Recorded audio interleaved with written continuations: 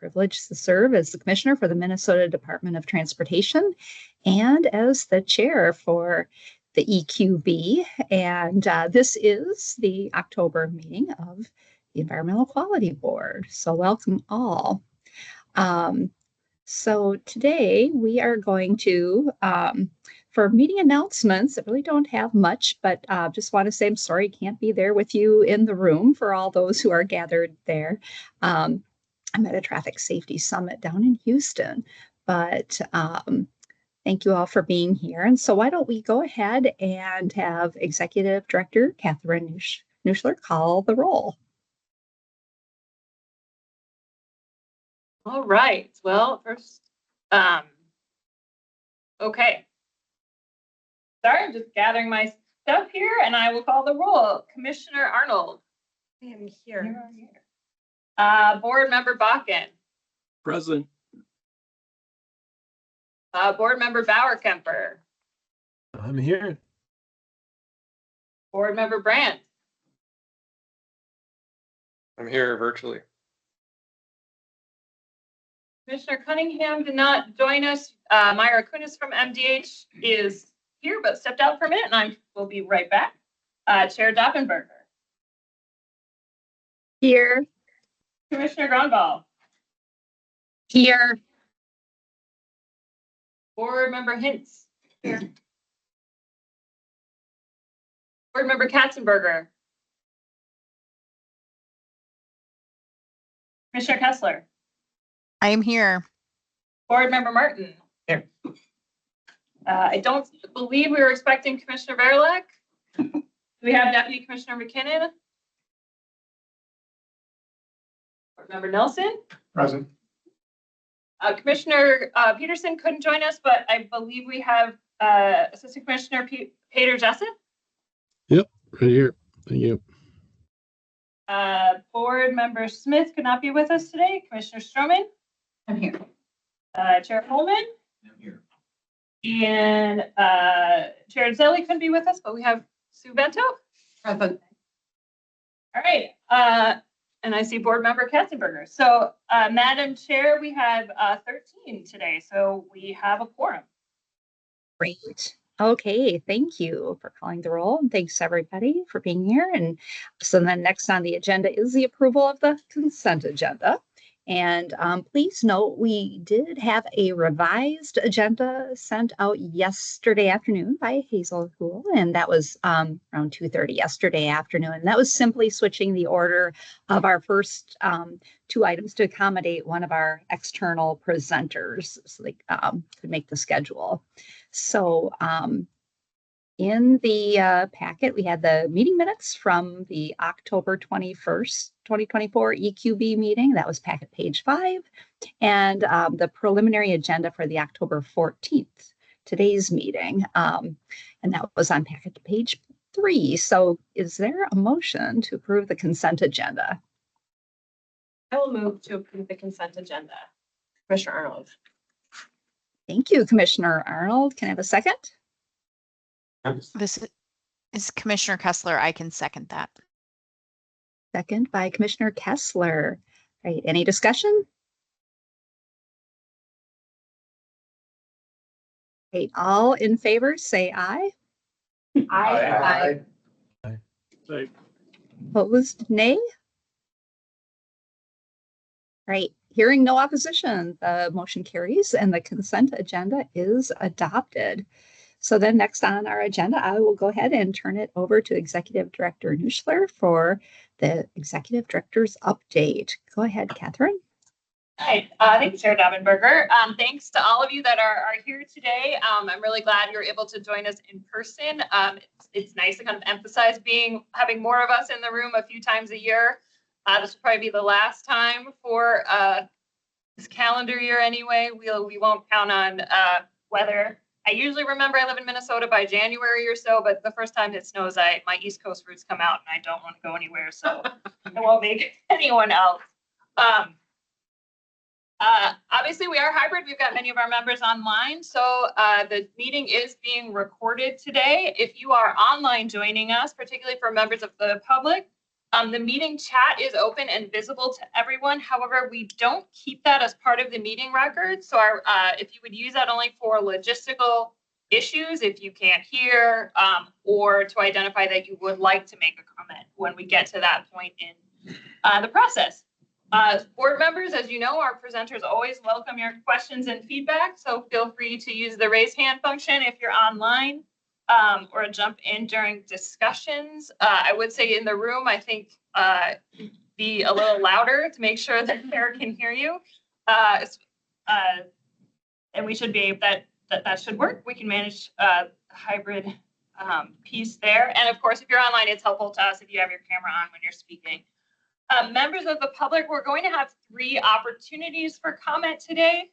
The first opportunity will be related to the first item on the agenda, which is the update on the regulatory framework for agriculturally related genetically engineered organisms. And then the second opportunity will be after our discussion on the mandatory category report. We'll take comments on the specific items. At the end of the meeting, there will be time for any general comments that anyone wants to offer. And at that time, that would also be the space if you have comments on the items about oil and gas production. Due to time, because that process will have its own public input outside of EQB. That's the way we have structured those comment opportunities today. If you're here in person, please use the sign-up sheet to indicate you want to make a comment. If you're online when you get there, you can use your raise hand button, or you can identify yourself in the chat that you want to speak, and then we will let you know when you can unmute and speak. Do give it a second. Sometimes there's a lag before you're able to unmute. So those are our logistics for the day. In terms of just a general report, I want to start with my thanks to everyone that helped with the Environmental Congress that we held at the end of September. Priscilla really was the driving force here at EQB with logistical help from Hazel, and then everyone pitched in to make that week of events a success. Thank you to all the board members who came out for letting us use some of your staff time to have folks present and to help take notes and just to help keep that whole thing running. And I think we had great facilitators from MMB. I think everyone who attended had a good experience. We learned a lot to take forward as we continue to work to improve engagement. And we'll have a more robust report out to the board, probably not until early 2025, based on the timing of when our facilitators are going to give us their wrap-up report and when we need to have everything ready for you for next month. So again, just thanks for that. Otherwise, even though it's only October, things are starting to gear up since I already just referenced our first meeting in 2025. And also, of course, gearing up for the legislative session and all of those things. I can figure out how to make the computer not beep all the time. All right. So Chair Daumenberger, that's my report. Pretty short this month. Thank you, E.G. Nuschler. And I do also want to echo your thanks to EQB staff and you, Catherine, for your leadership, but the facilitation from MMB. I also thought the Environmental Congress sessions were great. I appreciated the participation we got and look forward to continuing to work on what we might do in the future from what we got out of those. So thanks for that.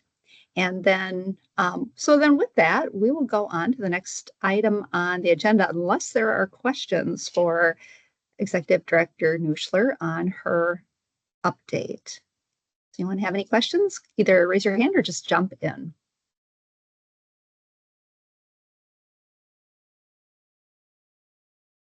All right, I'm not hearing anything, so I think we can then move on. So the next item on the agenda is the update on the regulatory framework for agriculturally related genetically engineered organisms in Minnesota. And we have a presentation with an update and request for revision to the state's regulatory framework for these agriculturally related genetically engineered organisms. GEOs. So our presenters are Rebecca Gutierrez Moreno, our state pollinator coordinator with EQB, Michael Merriman, who's the Seed and Biotechnology Unit Supervisor with the Minnesota Department of Agriculture.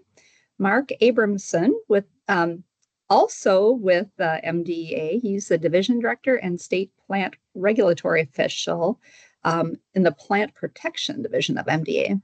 And then Janice Strachan, Branch Chief of the Plant Evaluation Branch of the USDA. So welcome all. And with that, I think I can turn it over to you, Rebecca. Thank you, Madam Chair, and good afternoon, members of the board and members of the public, probably joining us virtually. I won't introduce myself again, you know me, and I am very grateful that I'm here joined by my colleagues from MDA and our colleague from the USDA as well, who is virtually joining us. And today, we're going to be updating you on the regulatory framework for agriculturally related genetically engineered organisms. I practice that a lot. It's a little bit of a tongue twister there.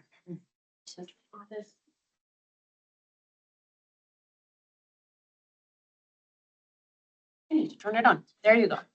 Okay. There you go. Okay. So in today's presentation, I'm going to provide a background on the GEO regulatory framework that and the authorities that the board has. And then the Department of Agriculture will present to you their work and the updates that they have to their framework. Then we will have an overview of the federal coordinated framework for the regulation of biotechnology by the U.S. Department of Agriculture. And finally, we'll put the proposed resolution for board discussion, and if you have any questions that you may have for us. So the actions for today, the board will receive information and updates on about the changes in the regulatory framework for the release of agriculturally related, from now on, ag-related, genetically engineered organisms, from now on, GEOs. So ag-related GEOs, in short. And then the board will discuss a resolution to determine that the federal oversight provided by the Federal Coordinated Framework, or the framework from now on, is adequately protective and for ag-related GEOs.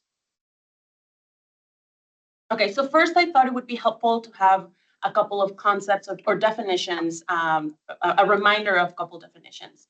So genetic engineering, according to Minnesota Statutes 116C.91, is the introduction of new genetic material to an organism or the regrouping of organisms' genes using techniques or technology designed by humans. This does not include selective breeding, hybridization, or non-direct mutagenesis. So an example of this, of a GE organism, would be a plant that has been developed, for example, to have resistance to herbicides using biotechnology. A non-GE organism would be, for example, Honeycrisp apples, which have been developed using conventional breeding techniques to create an awesome Minnesotan variety of apples. Another very important concept for us today is the concept of an agriculturally related genetic engineered organism, or AgGEO. And the Minnesota Statute 18F has a definition that tells us that it includes all of these organisms that are in the green boxes.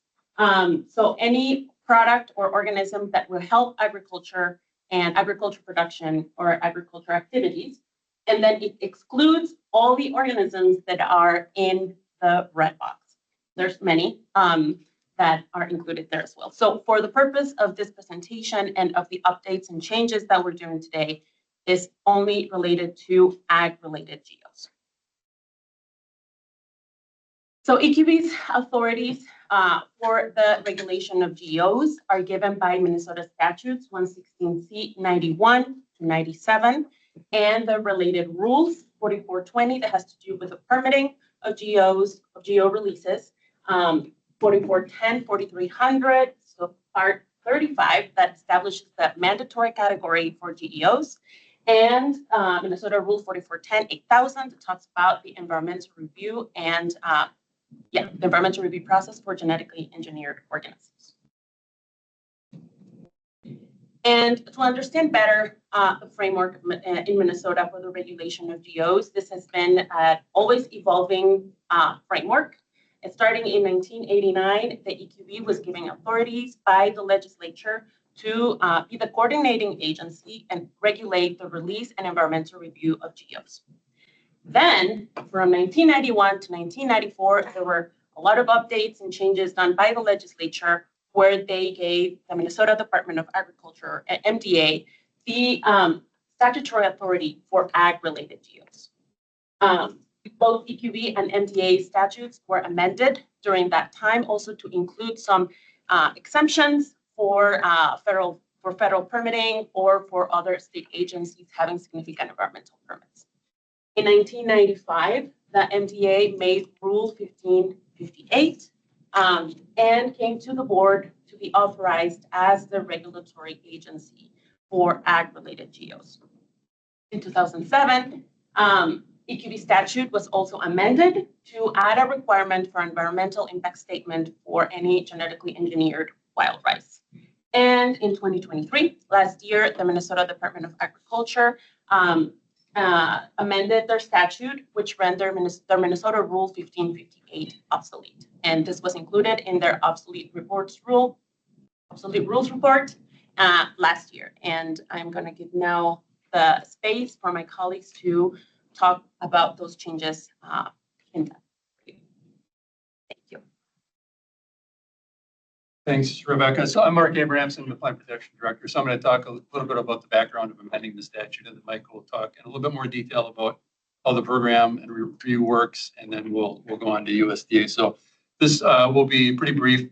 So as Rebecca mentioned, Minnesota Statute 18F, which is the one that gives agriculture authority to work with the ag-related GEOs, established in the early 1990s. So we're working with permits that are issued by Biotech Regulatory Services, which is a part of USDA APHIS. So we've been working with Biotech Regulatory Services for over 20 years. I think 2001 was the first year that we reviewed a permit with this federal counterpart. So we have a pretty long history of working with them. As Rebecca mentioned, Minnesota Rule 1558 has a very detailed process for a state permit related to permitting ag-related GEOs on a state level. However, really important in that rule, there's an exemption for most crops. So despite our 23 years of reviewing permits from BRS, we've never issued a state permit because they've all been crops exempted through the rule from that exemption within the rule. Helpful to just think about this in context of other permits. So we review a lot of permits that are issued by USDA federal permits. A couple of common ones are interstate movement of live organisms or interstate movement of soil. None of these permits have companion state permits. They're federal permits. Part of the federal process is giving the permit to the state, asking for comments, incorporating that into the permit, and then going from there. So that's kind of the normal way that we work with USDA on these permits. We have a lot of experience working with USDA in this regard. So when we have a permit that seems like it may impact another agency, or we have a history of working with those agencies on those permits. So it's a comprehensive approach in terms of getting comments built into these permits. So anyway, that's really the norm across the country. So in every other state, the state works just the same way with USDA. There's a USDA permit. The state reviews it as part of the permit process, but it's a federal permit. And one of the things we found out in our research on this particular permit is it was unique in the country. We're the only state that has a requirement for this state permit on top of a federal permit. And so really, I want to emphasize like this process works very well. The federal permitting process with state review, we have a long history with it. Personally, I used to work on review of permits myself. I've never had a situation where we felt like our comments were ignored by USDA. So it's been a very collaborative partnership on getting these permits to a place where both USDA and Minnesota are comfortable with them. And that's really been well documented throughout this history.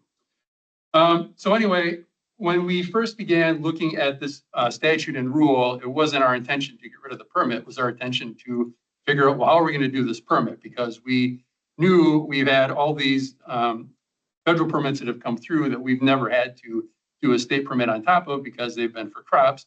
But speculating at some point there would be a requirement for us to do a permit. So our intention in going into this in 2021 was to figure out, well, are we going to do this state permit? What's the process going to look like?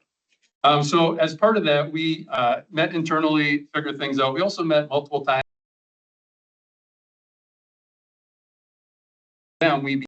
Why would we be doing a state permit on top of this federal permit? Because these are not, they're not simple permits. They take quite a lot of expertise to be able to go through and understand and draw up these permit conditions. And so we weren't finding places where we felt like there were things that USDA wasn't doing that we should be doing at a state level that would entail standing up a similar process. So after quite a bit of deliberation, we determined that really the best option was to just not have this duplicative state report or state permit, and instead revise the statute so that it accurately described this collaborative partnership we have with USDA to review and have these federal permits issued. So we introduced that as a policy item in 2023. It was heard in both the Senate and House committees. We answered questions about it. And ultimately, the language was passed without opposition. So that was adopted in 2023.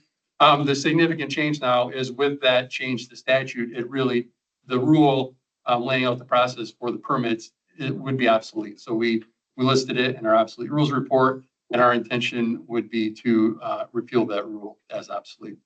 So that is a little bit of history. And I'm going to give Mike the chance to talk about the review process. Thanks, Mark.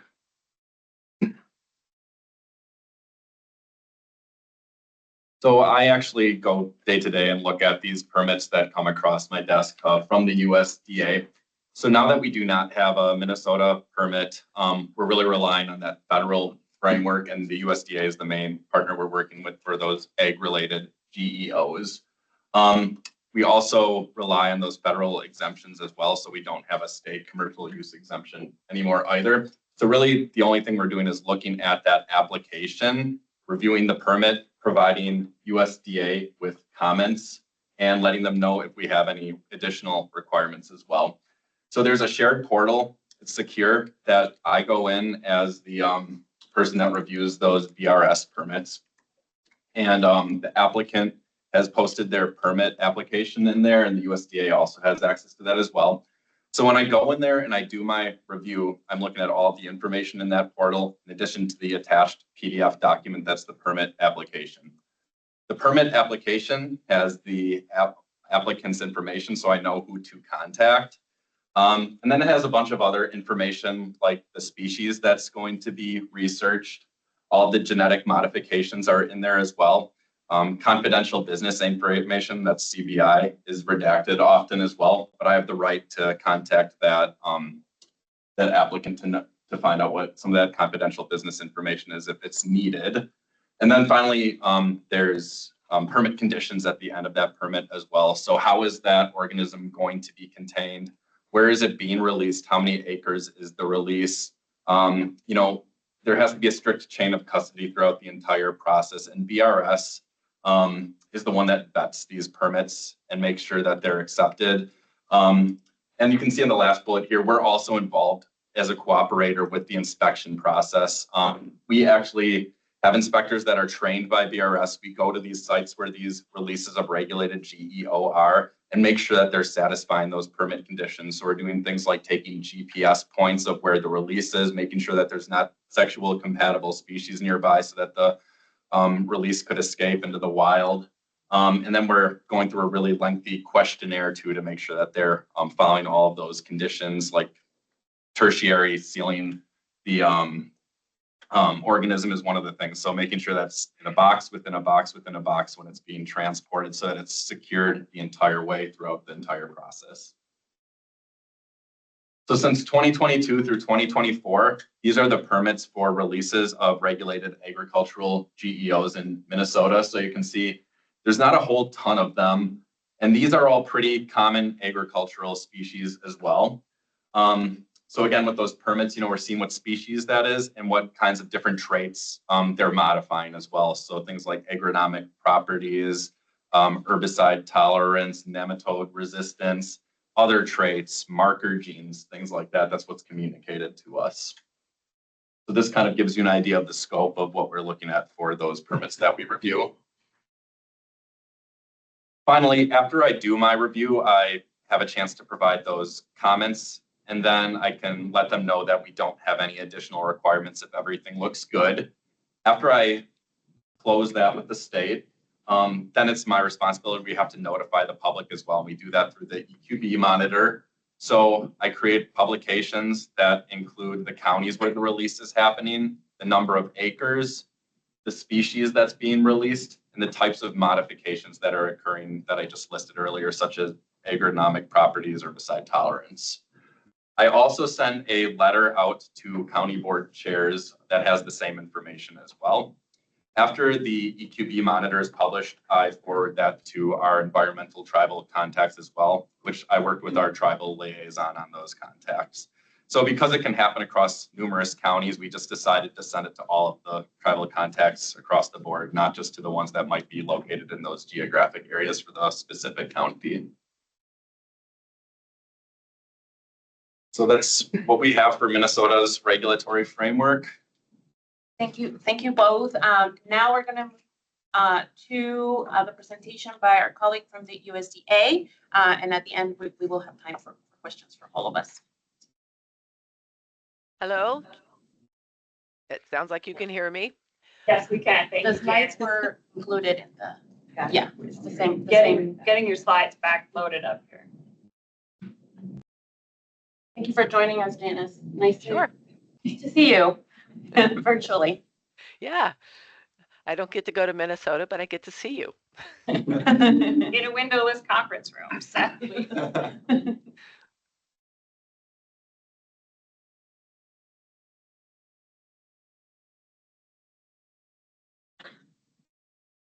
Almost there. Almost there.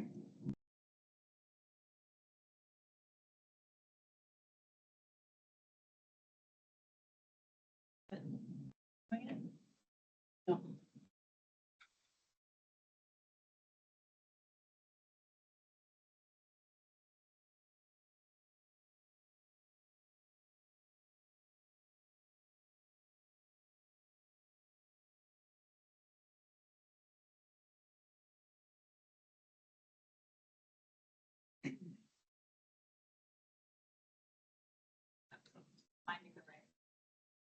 All right. That looks good. And feel free to tell me, Janice, when you need next slide. I'll move them forward for you. Thank you. So I've been asked today to talk about the coordinated framework that is in place in the federal government. We have been in business since, let's see here, the 1980s. We began, if you go to the next slide, we started with a couple of laws that are applicable to biotechnology and plants that have biotechnology in them. The Plant Quarantine Act and the Plant Pest Act, and press the return button.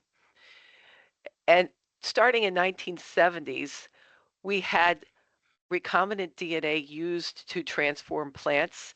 And the first one was a tobacco in 1982, and then that was field tested in 1986. In 1986, the coordinated framework was implemented by President Ronald Reagan. He decided that we have the ability to regulate these materials based on previous laws that were in place.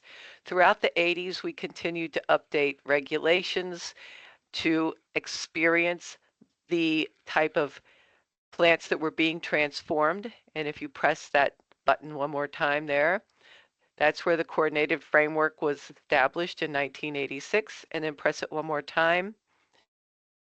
And we started to get notifications of these are easy things that we're doing, and then petitions asking us to not regulate a particular item anymore. And that involved a lot of work to review those and make sure that there was no risk involved with not regulating those particular items. We then looked at the Plant Protection Act in 2000, the PPA, which gave us another form of legal ways of dealing with genetically modified plants. In 2002, the Biotechnology Regulatory Services were created as a new program within APHIS. We've been trying to update our regulations for a little while. You can see we tried in 2008 and 2017, and we finally succeeded in putting together a new regulatory framework in 2020, which we've been working under since 2020-21. It's been very interesting. Next slide, please. So the coordinated framework gives us a basis of saying that the regulations that are already in place at the federal level can handle the genetically modified materials. They realize that we have adequate existing authority to address the safety of these materials. The regulations made sure that we do science-based reviews based on the characteristics of the product, and the agencies that are leading this coordinated effort work with each other to be sure that we're doing things in a similar way and that we are aware of what is in each regulatory pipeline. Next. Next slide, please. And we had the National Research Council weigh in on this setup to say that there's no evidence that there are unique hazards to the use of our DNA techniques or the transfer of genes between unrelated organisms. That's good. And that the risk associated with the introduction of these materials are the same in kind as those associated with the introduction of other types of organisms, unmodified organisms, and organisms modified by other genetic techniques. So we felt like we were in a good place to move forward with this, with the existing regulations, and with this understanding that we are doing science-based reviews to look for any hazards. I consider myself a risk analysis expert. That's what I was hired to do. Next slide. So the coordinated framework deals with 3 agencies, the USDA, the FDA, and the EPA, and they each have their area of interest. The USDA is looking at what is safe for use in agriculture. The FDA is looking at what is safe for use in our food and feed. The EPA is looking for safe use of pesticides. So they overlap each other in a couple of different ways, but it's always interesting when I am reminded of this graphic that we interrelate each other and there are things that we share in common. Next slide. So for USDA APHIS, we have the Plant Protection Act of 2000, and we have the Virus Serum Toxin Act of 1913 as it was amended in 1985. The EPA operates under the Federal Insecticide, Fungicide, and Rodenticide Act of 1947, which we lovingly call FIFRA, and the Federal Food, Drug, and Cosmetic Act of 1938 as it was amended in 1996 by the Food Quality Protection Act, and the Toxic Substances Control Act, TSCA, from 1976. The FDA operates under the Federal Food, Drug, and Cosmetic Act of 1938 as it was amended in 1996, also by the Food Quality Protection Act. Next slide. Our responsibilities are outlined here. USDA APHIS is looking for the protection of agriculture and agriculturally important resources. So our crops, ancillary crops that are around the area, crops that are in neighboring fields, we're really looking at that. And we're also trying to protect beneficial insects and other organisms of that type. We're also looking for safety of veterinary biologics. The EPA is looking at regulation of plant incorporated protectants as biopesticides, which is where the herbicide resistance and nematode resistance would come in. Those function as a form of protectant. The safe use of new pesticides, the safe use of chemicals, and the FDA is looking for food additives and feed, and the safety of veterinary and human drugs and human biologics. Next slide. Here are some ways that we overlap each other and some instances of when that might happen. So our first example here is an insect-resistant food crop, for example, a BT corn. The USDA is interested in this because we're protecting plant health. EPA is interested because it's a form of a pesticide. It would have an environmental impact. And then FDA is interested in the food feed safety of the material. So that's where all three of us are interested in this particular product to make sure that it is adequately regulated. The next example where the three of us overlap is herbicide tolerance in a food crop. For example, glyphosate tolerant soybean. The USDA again is interested in protection of plant health. EPA is looking at a new herbicide use that would be built into the plant. And FDA is again looking to be sure that the food and feed that is generated from that plant is safe. The next example is one where only USDA and EPA have an interest in the product. It's an herbicide tolerance of a turf crop. The reason FDA isn't interested in this is that it's not used for food or feed. But USDA is still looking for plant health and EPA is looking for a new herbicide use. The next example is one where USDA and FDA have an interest. It's a modified oil in a food crop, the hyoleic acid soybean, which is out there on the market. And the final one where only USDA is interested in the product is a modified flower color of a flower crop. And we're interested in the plant health, but we're not really concerned about anything related to blue roses if we should ever get that product into our office. Next slide. I have provided some links here to our websites where you can find more information of how each of these agencies deal with biotechnology, biopesticides, and GE plant foods. And there is a new FDA educational website called Feed Your Mind. I was over there yesterday checking it out. It's got a lot of great information on it. Next slide. All right, so that is my presentation, and I would welcome any questions. Thank you so much, Janice. So now we are moving to the part where we are open for questions and discussion from the board. Just a reminder that the proposed resolution, recommended resolution, is all on board packet number, the page number 17.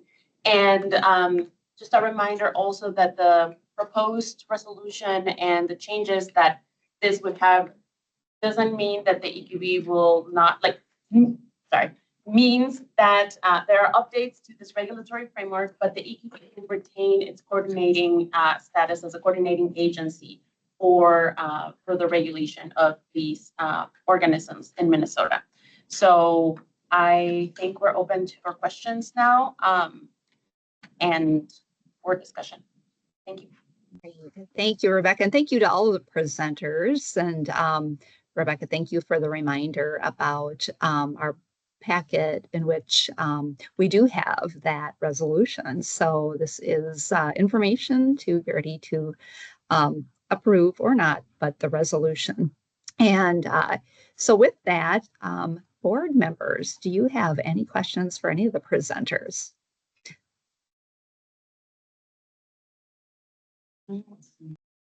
Madam Chair, we have Sue Vento here in the room, and then I see Commissioner Kessler. What order do you want to go in? Let's see. Why don't we go with the folks in the room? Can you hear me, by the way? Okay. Just got a note that I can't unmute my mic. So, but that disappeared. So glad you can hear me. All right. So in the room, why don't you go ahead and let whoever raised their hand in the room go ahead with their question. Okay. Thank you, Madam Chair. This question, comment, hopefully not diatribe, is not on behalf of the Met Council, but more personal. I'm my great Irish grandfathers had farms in southeastern Minnesota, and one of those farms is still in the family. So this is a particular interest to me. I recently read, and I'm quoting an article here now, that the Project 25 framework takes aim at obstacles imposed on American farmers, ostensible barriers that include sustainable development goals and environmental protection. Has there been anticipation of the possibility that we may have to come back and work on this again following the election? Should we end up with an administration in Washington who makes significant changes when it comes to sustainable development and environmental protections? Sorry, that's probably a pretty loaded question, but I had to ask it. I don't sleep well at night these days. Thank you for the question. And do any of the presenters want to take a shot at answering that question?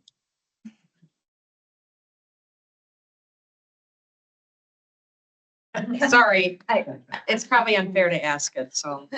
Commissioner Daubenberger, I think maybe like as a political appointee in the room, I'll maybe help the presenters out a little bit. I think like we have great staff at federal and state agencies who are, as you are, always planning for things. And when things happen, like natural disasters in my area or elections, like we are always prepared to move things along as we encounter them, whether they are part of our normal democratic process or something that, you know, comes up as, you know, part of our,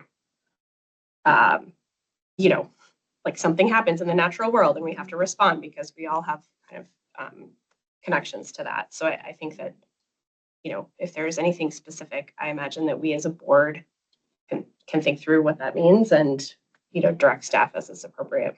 And Commissioner Arnold, if I could just add on to that, I mean, I think, you know, elections are a given, right, in our government system, and as state agencies, part of our role is to provide consistency. And so if we were all, you know, planning policy and implementation based on proposals as opposed to real policy being implemented, we would not be able to do our jobs in a way that provided certainty to the people we serve. And so, I mean, I think, right, this, let's be clear, like the permitting system that USDA implements is long-term, right? It has lasted through administrations. And Minnesota has a history of this, if we feel there are gaps at some point in time that we can see because of actual policy in our goals as a state, then as state agencies or, you know, as this board, we work to fill them. But I will just say, you know, along with Commissioner Arnold, I think just to highlight what you were saying is it's really difficult to plan for contingencies and things that, you know, might happen or might not happen. It really prevents us from doing the job that, you know, in our case, Minnesotans expect us to do. Madam Chair, if I could just follow up, thank you both. And I didn't mean to suggest that we should start planning for contingencies now, but I just wanted to make the point that this is potentially something we're going to have to deal with in the not too distant future on a whole lot of levels. So, thank you. Madam Chair, if I'm allowed to add something to the response, this is Rebecca. Go ahead, Rebecca. Thank you. I just wanted to say that also the board, you know, in their statutory authority as a coordinating agency, you know, if you make the decision today that the federal framework is adequately protective, and in the future that could change, the board also has the authority to review that and plan accordingly. So I think that's something that you can consider as well. Thank you, Rebecca. Madam Chair, can I add one more comment to this thread before we move on? Before we move to another question, sure. Thank you. We discussed this a bit at our public member briefing with a suggestion that we include a date in the resolution for what the framework is today. And that way, if there were to be a change, it would automatically come back to this board for review. So I just want to, I guess I don't know if I need to make a motion then as a board member to add the date of the existing federal framework. And I'm happy to have more discussion about that or just make the motion. I think it might be an effective strategy to have that in there. Madam Chair, this is Commissioner Stroman, and I would just have a question on that. Go ahead. If we peg it to the framework that exists today, how significant a change would trigger it needing to come back to this board, right? I guess that's my question. To your point of then, if something changes, it has to come back to this board. Regulatory frameworks change and evolve all the time. Now, if it disappears, right, we'd want it to come back. But I want to be cautious of having like housekeeping or necessary sort of contextual changes to keep that framework effective and modern, have to continually come back to this board. I think that could be really difficult for Minnesota Department of Agriculture. I'm not trying to speak for you all, but just putting on my agency hat. I don't know what that would mean to peg it to a date. I guess my thought, and maybe there's more work that needs to go into this, but if we're removing Minnesota from the picture and EQB as the coordinating entity, I would think that if there are changes and if everyone is serving in these roles as, intended, that it wouldn't be difficult to just say, are we still good with this change, and have that be a regular part of the update. But I don't know on the USDA side how often those changes would be taking place, if that becomes burdensome to have ongoing updates to this entity, or if that's just like, oh yeah, there was one change, here's why, and we're all like, yep, that still makes sense.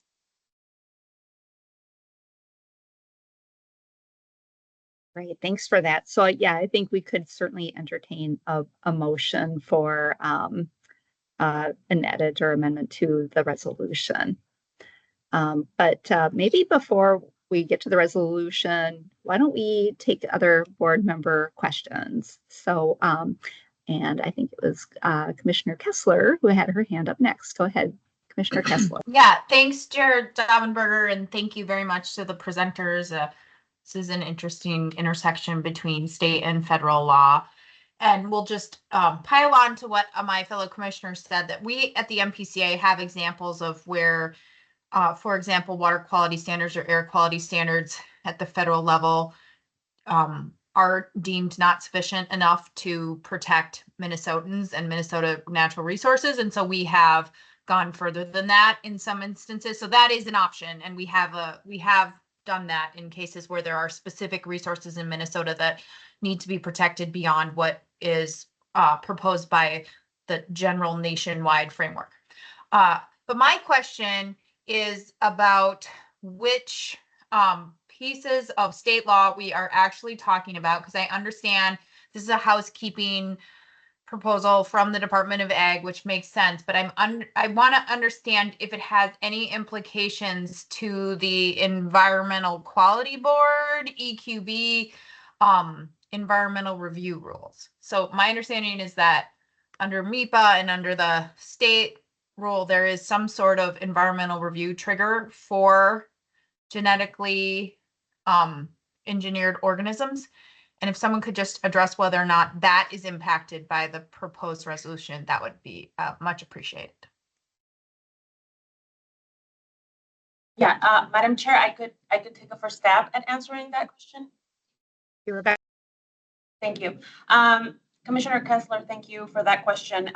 So Minnesota statutes 116C, and I think it's 0.97, is the one that provides for exemptions, including federal permitting, for federal permitting. And the language in the statute indicates that if the board, in their own volition, I remember that word, in their own volition determines that a federal program is adequately protective, then the exemption would extend to all the Minnesota rules that were product of that statute, which would include 4420, 4410, 8000, it talks about environmental review, and 4410, 4300, so subpart 25, thank you, that establishes the mandatory category for GEOs. So in this case, for ag-related GEOs specifically, that would be the exemption that we would be talking about. And I'm not sure if somebody, like maybe Catherine, you would like to add anything to that. Yeah, I would just add the one thing, just to be clear, because when you looked at the green boxes, if you were paying close attention, you might have seen wild rice listed as a genetically engineered, as one of the agricultural organisms. The work under 116C97 specifically says that you cannot exempt wild rice from the genetically engineered wild rice from the requirement to undergo an EIS. So like wild rice is held out separately from that, and wouldn't be part of this federal framework. My understanding also was that the statute and the rules previously gave the Department of Agriculture's commissioner to exempt some organisms from environmental review, I believe. If anyone wants to comment on that, sorry, I'm putting you on the spot. Prior to the statutory change. Prior to the recent change. Am I correct in that? Yeah, and I couldn't speak to the details, but I believe that is still in the statute. We did. Okay. Yeah.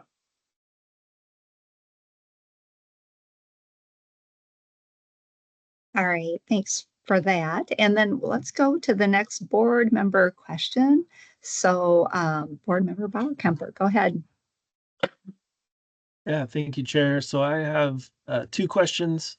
First one maybe for Mark Abramson from MDA in the context of your hands-on work involved in the federal coordinated framework. How confident are you, or maybe how confident is MDA that the federal coordinated framework is indeed adequate to protect the health of people and the environment? That's the core question before us, or one of the core questions. And so I'm hoping you can speak directly and explicitly to you and your agency's confidence in that adequacy.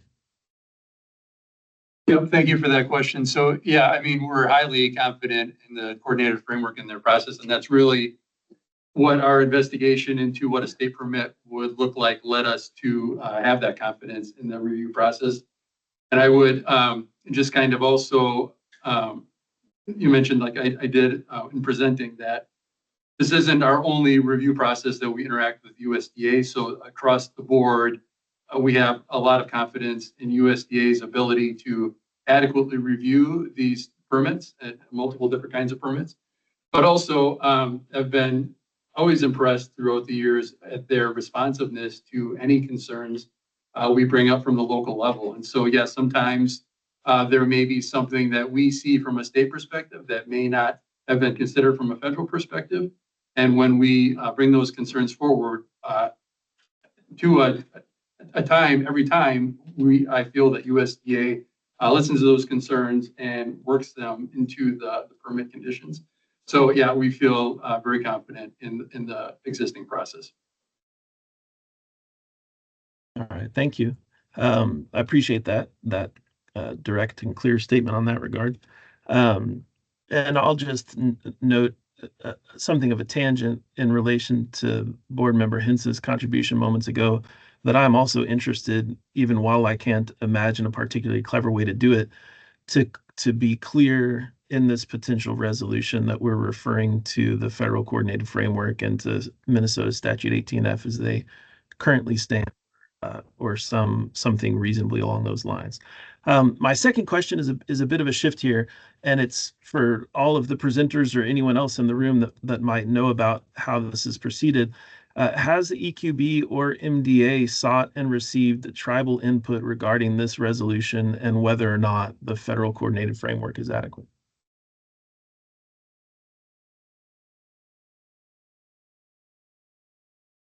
Anyone want to go ahead and respond to that?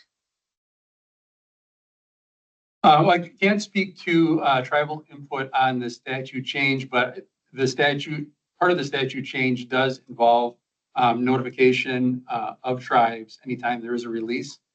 So that is part of the existing statute now that wasn't there before.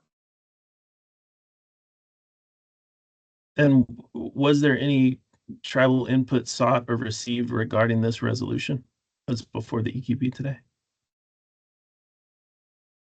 I can't say that there was. And there was not by EQB's staff that I know of either. And I'm not sure if it was mentioned. It may have been mentioned. There are regular updates to MnTech, but because a lot of the changes were statutory and already done, no, there was not. All right, duly noted. Thanks. All right, thanks for that. And then any other board members with questions before we go to a public comment period? Mr. Daubenberger, there, I see one more, there's an RK That's a initial. public That's a, comment. so we're holding the public comments. We have 2 in the room. 3. Oh, sorry, 3 in the room. I'm happy to go last. You were up first. Okay. This is probably a question for you, Catherine.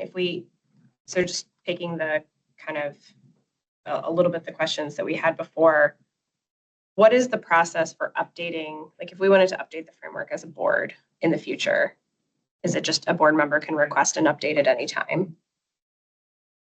So I guess I haven't, I think the way that we've envisioned this idea of if we sort of date stamp the resolution to say the version of the statute as of today and the version of the federal coordinated framework, which my understanding is that the MDA statutes 18F 02 incorporate the federal coordinated framework as amended. And my understanding is it was written in 1986, it was amended in 2017, and that's the current version that's being used. So my thought has been that would be, those dates would be added into the resolution, and should the federal government change the coordinated framework, that would be sort of a trigger for the board to revisit the resolution and revisit, like, is this sufficient? Does this remain sufficient to protect human health and the environment? And this, I assume the same would be if there were additional changes to 18F. So we would have to ask our friends at MDA to keep an eye on that, probably, since it's in their statutes and they pay more attention to that, to let us know if there were changes to the federal framework or to the statute. Okay. All right.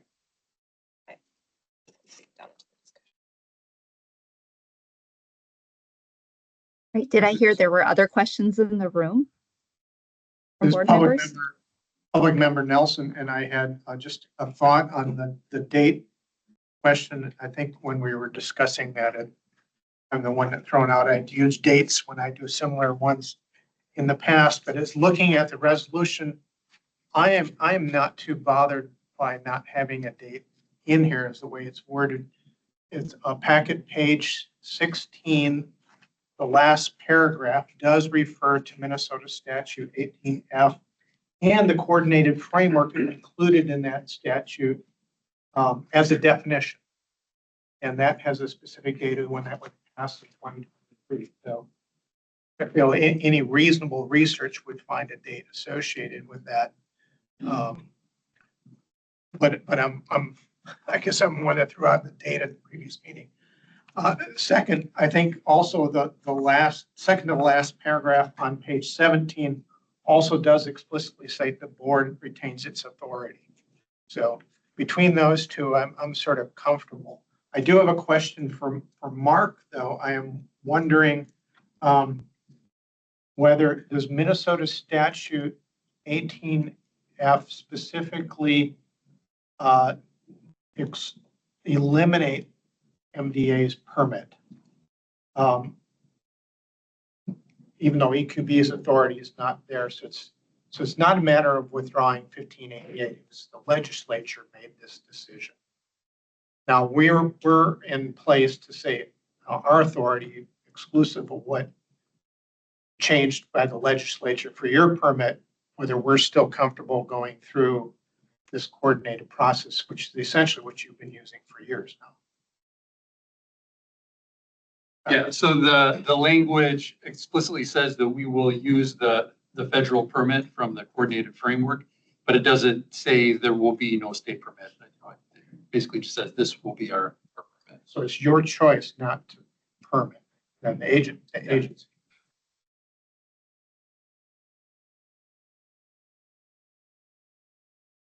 You have one more? Okay. Yeah. Martin? Mr. Abrams, there's a question about kind of interstate, there's different states having different standards. So let's say a company develops a new corn variety that they want to permit in Illinois and Minnesota. And you've said like the federal state coordination works pretty well, but you didn't speak specifically to like, what if, is USDA, are they shooting to have sort of a single standard? And what if like Minnesota wants to not allow something that Illinois does, or vice versa? How does that process work? Yeah, it's a good question. And so I would say, yeah, I think USDA wants to have a very consistent process from state to state. But a key part of that process is always getting that state input, and different states, there's a big difference among states in terms of what level of engagement and input is going to be given. So you will have inconsistencies from state to state in terms of how the state perceives concerns about a given organism or situation. But I think from the federal perspective, there is that baseline that they're always working from, and then perhaps working up, if a given state asks them to do so for that state. But if you had an experience where, like, let's say this process rolled forward in another state first, and the state and the USDA agreed on something, and Minnesota wants a different standard, but does USDA come back and say, well, we need to be consistent across states, and these 5 states have already agreed to it, so. Yeah, no, that's a good question. Again, we haven't had that situation. Like, my experience has been that USDA is very much willing to kind of tailor to a particular state the permit conditions to have that state be comfortable with the situation. And I again just mentioned too that even without requiring a state permit, it's not like we don't have any authority to block something we weren't comfortable with. So let's say there was a situation where USDA did disregard what we were saying in terms of a permit. We have other authority we can rely on in statute to define a organism as a plant pest, and then use state authority to block movement, sale, et cetera, et cetera. So not having a permit doesn't render us, unable to take any action. All right, thanks for those questions. I think there aren't any other board member questions at this point. Why don't we go on to offer the opportunity? Yeah. One more in the room. One more? Oh, I'm sorry. All right, go. Who is? This is public member Hintz. Go I ahead, just board had member a follow-up question on the definition of the coordinated framework, referring to the federal coordinated framework 1986, and then as amended, and I think Catherine, you said was amended in 2017. And so I'm just curious, again, to Commissioner Stroman's point of like, if it is amended regularly, is that overly burdensome for EQB to have to reconsider? And I wonder if it has only been amended most recently in 2017, or if there have been amendments every year, because that's a pretty significant amount of time with no additional amendments for us if we're thinking about adding that 2017 most recent amendment as the thing we want to hook our decision onto. Does anyone know that? I just want to, Madam Chair, this is Rebecca. Go ahead, Rebecca. I think the best positioned person to answer this question would be Janice. However, I just want to say that I think from her presentation, the work that they were doing through 2017, and then the new framework is 2020. So like it took a long time for revisions to take place, and then the new one I think is the one that was published in 2020. But yeah, I don't know, Janice, if you can say something to that effect. So that'd be every 3 years. Theoretically, I mean, that's how fast it could move is. I don't know. So from our perspective, the regulations that were in place before this were from the 1980s. And then the new regulations went into effect in 2020. We might revise pieces of that, but we don't expect a large regulation change anytime in the near future.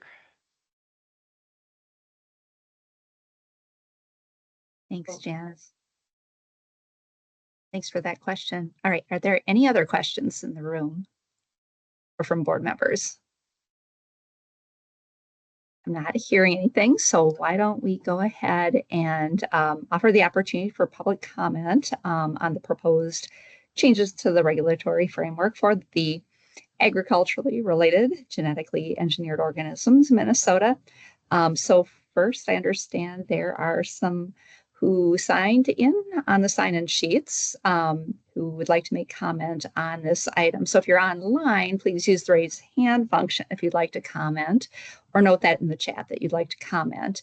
And Priscilla will call on you and you'll be able to come up to the table if you're in the room, or unmute and speak online if you are online. So please be relatively brief with your remarks, and I'll let you know if we need to wrap up due to time. So Priscilla, could you please call on the first commenter? Yes, thank you, Chair. We don't have any public commenters in the room, but I do see Renee Kieser online. You should, yes, you should be able to unmute Renee. Ani Buju, Renee Kieser, Indigenous Kajaganashi, Mon, Minoseque, and the Govanesi and the Dame, Mokamani Gansingi, and Dandas, Kakapitangi, and Hawi Gugu, Gawa Babaganakagish Gonagan, and Danoki. My name's Renee Kieser. I'm the pesticide coordinator for the White Earth Band of the Minnesota Chippewa Tribe. I'm also the Region 5 Executive Council representative for the Tribal Pesticide Program Council and alternate representative for the Regional Tribal Operations Committee. You know, there has not been any coordination or consultation with the tribes on any of this. And, you know, whether either federally or with the state. And this has been historically an issue when it comes to decisions that are going to have impacts on tribes. Looking at your presentation back to when the first introduction of the GMOs in '82, you had the tobacco genetically engineered. That was the tobacco plum Figolia, and it was genetically modified to be antibiotic resistant. In '86, they made the first Roundup Ready, and that was the tobacco nicotinum. And since then, and tobacco for a lot of tribes is considered a very culturally significant species, and same with the wild rice. And all this stuff has been done without the tribes' involvement, without tribes in coordination, and with the, you know, with this change in the oversight of the rulemaking. I'm wondering when are the tribes going to be taken involved in consideration and coordination, especially since we do have Minnesota State Statute 1065, and this definitely does impact tribes in Minnesota, considering how much of our state is agriculture. Over a third of White Earth Reservation is agriculture. We do have a standing MOA for certification and training of pesticide applicators, and I do a lot of work with the MDA. But I have not heard of this. This is when I got the notice for this meeting, this was the first that I had even heard of these statutes. So there, on the federal and on the state end, there needs to be more coordination. There needs to be more consultation. It's not just limited to the boundaries of the reservations. The majority of Native Americans here in the state of Minnesota have rights that extend to the ceded territories. So that's the majority of the state, where they have the rights to resources, they have the rights to hunt, fish, gather, and any decisions like this that are going to impact those rights, they need to be considered. And that's the comment that I have on this, that if you're going to change any type of regulatory framework, that you need to include the tribe, since right now we are being excluded. Thank you.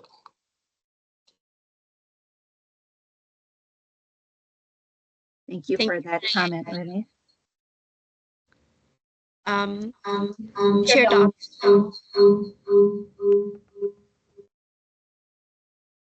Chair Daubenberger, I don't think there's any other public commenters at the moment. Great. Thank you, Priscilla. All right. And hopefully I'm not causing any feedback in the room. I was hearing an echo, but thank you for that comment, Renee.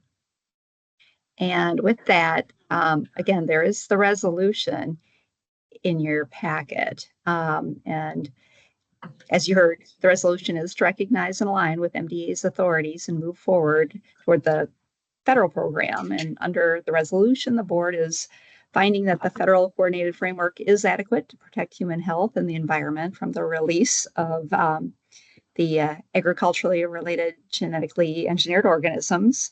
So the board would continue to defer to its authority over these organisms. So with that, board members, is there a motion to approve the resolution?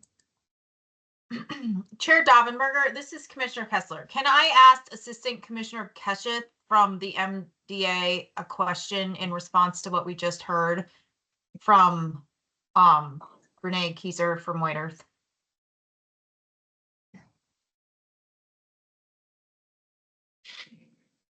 Sure. Yeah. Oh, yeah. Okay. Thanks. I just like recognizing that the legislature has already done this. Is that right? And we are That's just correct. informing. So I'm just trying to understand options because it sounds like this decision was already made and it was made by the legislature. Yes, that's correct. Okay. I mean, All right. I was just going to say, I really appreciated Renee's comments. I oversee PFMD. We work well with Renee, and I will be following up with her personally regarding her comments. Yeah, I appreciate that because I think they resonated with me too. And it's a frustrating situation where at this point, there aren't really any other choices. So that decision was made by a different body. So just wanted to clarify that. So thanks, Madam Chair, for letting me do that. I know that was not the order of which you wanted to proceed, but I appreciate that clarification. No, thank you for that clarification. Appreciate that. So maybe back to the resolution unless there's any other discussion on that question that Commissioner Kessler brought up.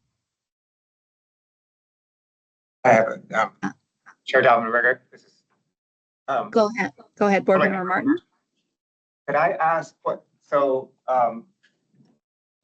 Renee Kieser just said doesn't I'm not sure about the legislative question that Commissioner Kessler brought up, but taking this action today doesn't feel to me consistent with the tribal consultation policy that we adopted a couple meetings ago. If there hasn't really been that, and we said there would be.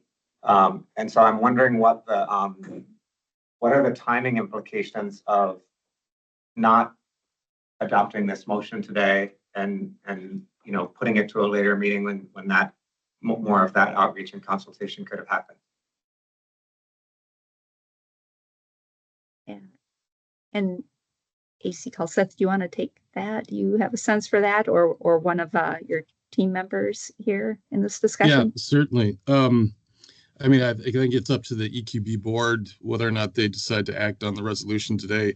I can tell you from MDA's perspective, if the board feels like they would like to table this resolution for a period of time and, have us work with our tribal partners to have a better understanding of what this all entails, we'd be happy to do that.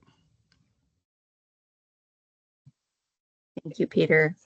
Right. Commissioner Arnold, can I just ask a follow-up? A follow-up question? I think what public member Martin was asking is like, what happens if we don't take action today? Is there we can't move forward on permits? Permits get pended. Nothing happens because there aren't very many of these. Can you just tell us what happens if we don't take action today? Sure, and I'd actually call on my colleague Mark Abrahamson. My belief is that there's no immediate sense of urgency to have this passed today. Mark, maybe you could probably better than I explain just kind of the timeline of all this. Yeah, if Mark's yep. Walking to the front of the room. That's right. So as I said in the presentation, we have actually never have issued a permit because all of the organisms that are under permit are crops and exempted under the rules. So the life goes on as normal, whether it's passed today or not. So really no implication. And Madam Chair, I could just state something about that was that in discussions with MDA, and because they had identified a rule as obsolete that this board had relied on for past action, there was desire to make sure we had we had that cleaned up before they went ahead with their process to repeal their obsolete rules. But MDA wouldn't be the only agency with rules that need to be changed that haven't been yet. Because we're at the time, because we're at the time of, so for those of you who are not in a state agency, every year we identify obsolete rules. So this got identified in that. Okay. I did know. Yeah, thank you for that clarification. And why don't we go to, I see the hand raised by Board Member Bauer-Kemper. Go ahead. Thank you, Chair. I guess first I'm wondering if we are still in a moment with an opportunity for public comment. It appears that there's a hand raised on from a virtual attendee of the meeting. I think we can take one more public comment. I know we need to be aware of the time here on the meeting, but why don't we go, Priscilla, would you want to call on the one additional public commenter? Yes, thank you, Chair. Margaret Watkins, I see your hand raised. You should be able to unmute and share your comment. Thank you. I just wanted to ask, because I don't really understand this, what you're saying about the change in regulations, that it's mandated by the legislature, so there isn't any need or requirement for consultation. I didn't understand that, so that's what I'm asking for more clarification, because I feel like tribes should have this discussion too, particularly because we're worried about and have been for decades about genetically engineered wild rice. And there's still a lot of work going on with that in California, not in Minnesota as much. But I'm just trying to understand this. Do you have to adopt this? And how did this come about without any discussion with tribes, I guess is my question, as concise as I can make it. Thank you. Thank you for that question. I think in the essence of time and with the questions brought up about tribal consultation, I think we will go ahead and table this agenda item to bring it back at a future date and move on with the agenda. And so the question that was just asked, when it comes back to the board, we get a little more clarification on that. So why don't we go ahead and just move on within the agenda, but Board Member Bauer-Kemper, I'll go to you. Sounds like you have another question. Thank you, Chair. Appreciate it. So when we do revisit this, I'll suggest that conversation include a report from EQB staff on the EQB's pursuit of our tribal consultation policy. And I would also very much appreciate it if the appointed tribal liaison from MDA could join us, or whoever's fulfilling that role currently or at that time could join us to address that question as well, as far as what the consultation and input has been or should be or will by that point be regarding this resolution. Thanks.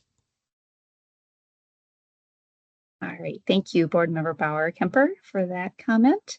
And with that, we will go ahead and move on in the agenda. So next is the gas and oil production recommendations. We have Mike Liljegren, who is the Assistant Director of Mine Permitting and Coordination with the Department of Natural Resources, and Jesse Krasinski, Environmental Review Program Administrator for EQB, who will present on some work being done to develop recommendations for a regulatory framework for gas and oil production in Minnesota. So welcome, Jesse and Mike. Thanks, Madam Chair, members of the board, and those of the public. Thanks for the invite to talk a little bit about the Gas Resources Technical Advisory Committee today.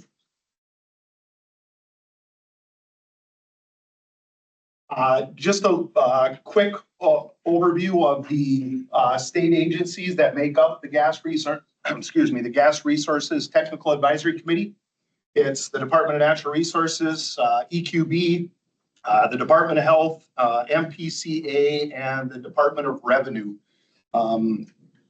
In the legislation that was enacted, it was looking at those state agencies that had regulatory authority, and Department of Revenue was put in from the to look at the taxation of those natural resources. So the enacted legislation that was passed last session ultimately put a prohibition / moratorium. Both of those are in there on gas production without a permit.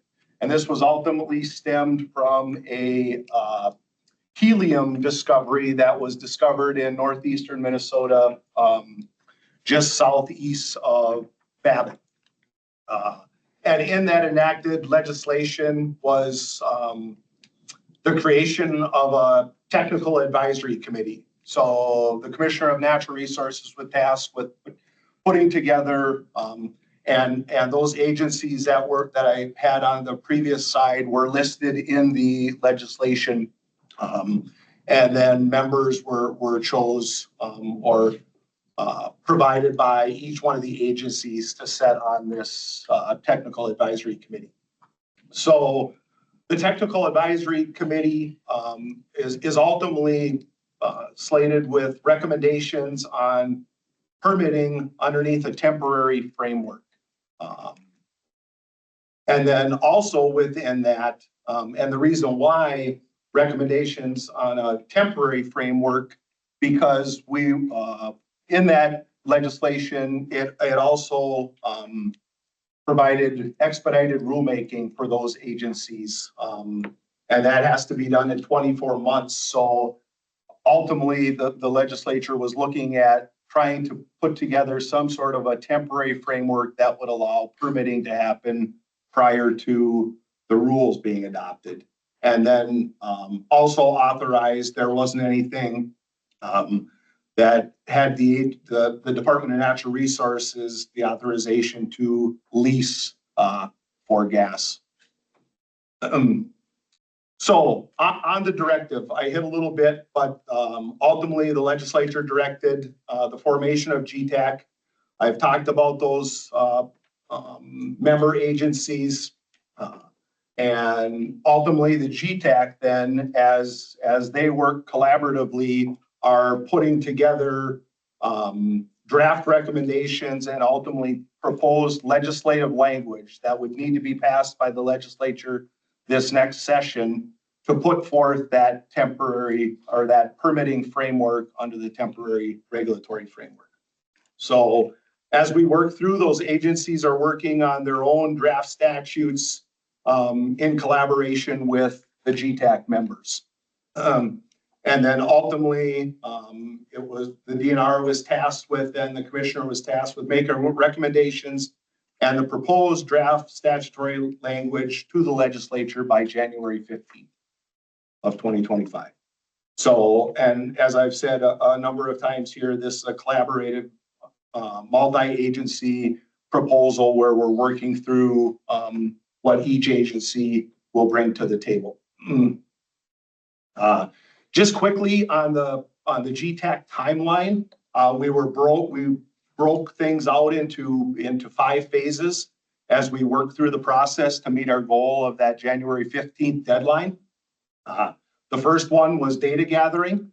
So each agency was given, so over a 5-week period, each agency brought forth data and discussed what their roles would be, what regulation that they would have and stuff like that. And then right now we're in the phase 2 part of our work group, and our timeline is the initial recommendations. So each agency now has had a chance to go through and is at least through the GTAC has started to discuss what their recommendations may look like. And then each agency will take their recommendations to their respected commissioner's office and run that through management. And then we will go into a final phase 4, which is finalized recommendations. And then phase five is ultimately finalizing those, publishing the report with recommendations that we will ultimately submit and report back to the legislature. Tribal and interested parties, input. Since this was at the legislature last year, that we have been updating the tribes, and we've used our DNR MPCA. We have what used to be a quarterly tribal meeting for mining updates.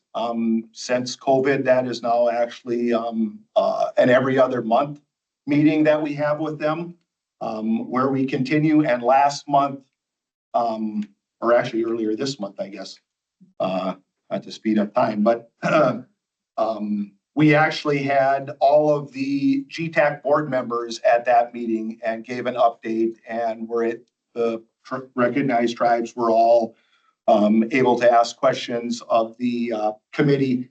Same thing with the interested parties. We've had a number of conversations with the counties, the industry, and the environmental groups. They were all at the table when this legislation was being worked on last session as well. And what we will have, and I'll get to it in another slide, is the tribal governments and the interested parties will also have, we'll get a crack at looking at the recommendations prior to the public as well, for potential feedback and for us to take into consideration prior to that going out to the public. Right now, we're slated to have 2 public meetings. I put up north because I don't know the exact location currently. I think it's going to be somewhere near the site. We're working on that currently, and then there will be another public meeting somewhere in the Twin Cities as we work out those. And then we will have which those 2 public meetings will fall somewhere in between this 21-day public comment period that we will be putting out the recommendations or the statutory language that we are ultimately recommending. So just quick on a parallel timeline, I talked a little bit about the GTAC and the process. So ultimately, GTAC started in the end of July was our first meeting. We have to have our work done and the recommendations to the legislature in January. Permitting legislation then will ultimately, that has to be passed by the legislature. So if the legislature doesn't act or decides not to move forward with the recommendations, then in essence, the prohibition and the moratorium stays in place, and no permitting of any gas projects in the state would happen until after rules are adopted. So again, permitting underneath the temporary framework could then happen as soon as if the legislature were to pass that legislation. If they don't, then ultimately you can see expedited rulemaking is following a parallel path now. And that the letter of intent to adopt has to be in by July of 2026. So if they don't pass, if they were not to pass something, any permits or something like that would not follow until after rules are adopted. That's it. Passing on to Jesse. Okay, thank you, Mike. Thank you, Madam Chair and Board. For those of you that don't know me, I'm Jesse Krasinski, EQB Environment Review Team.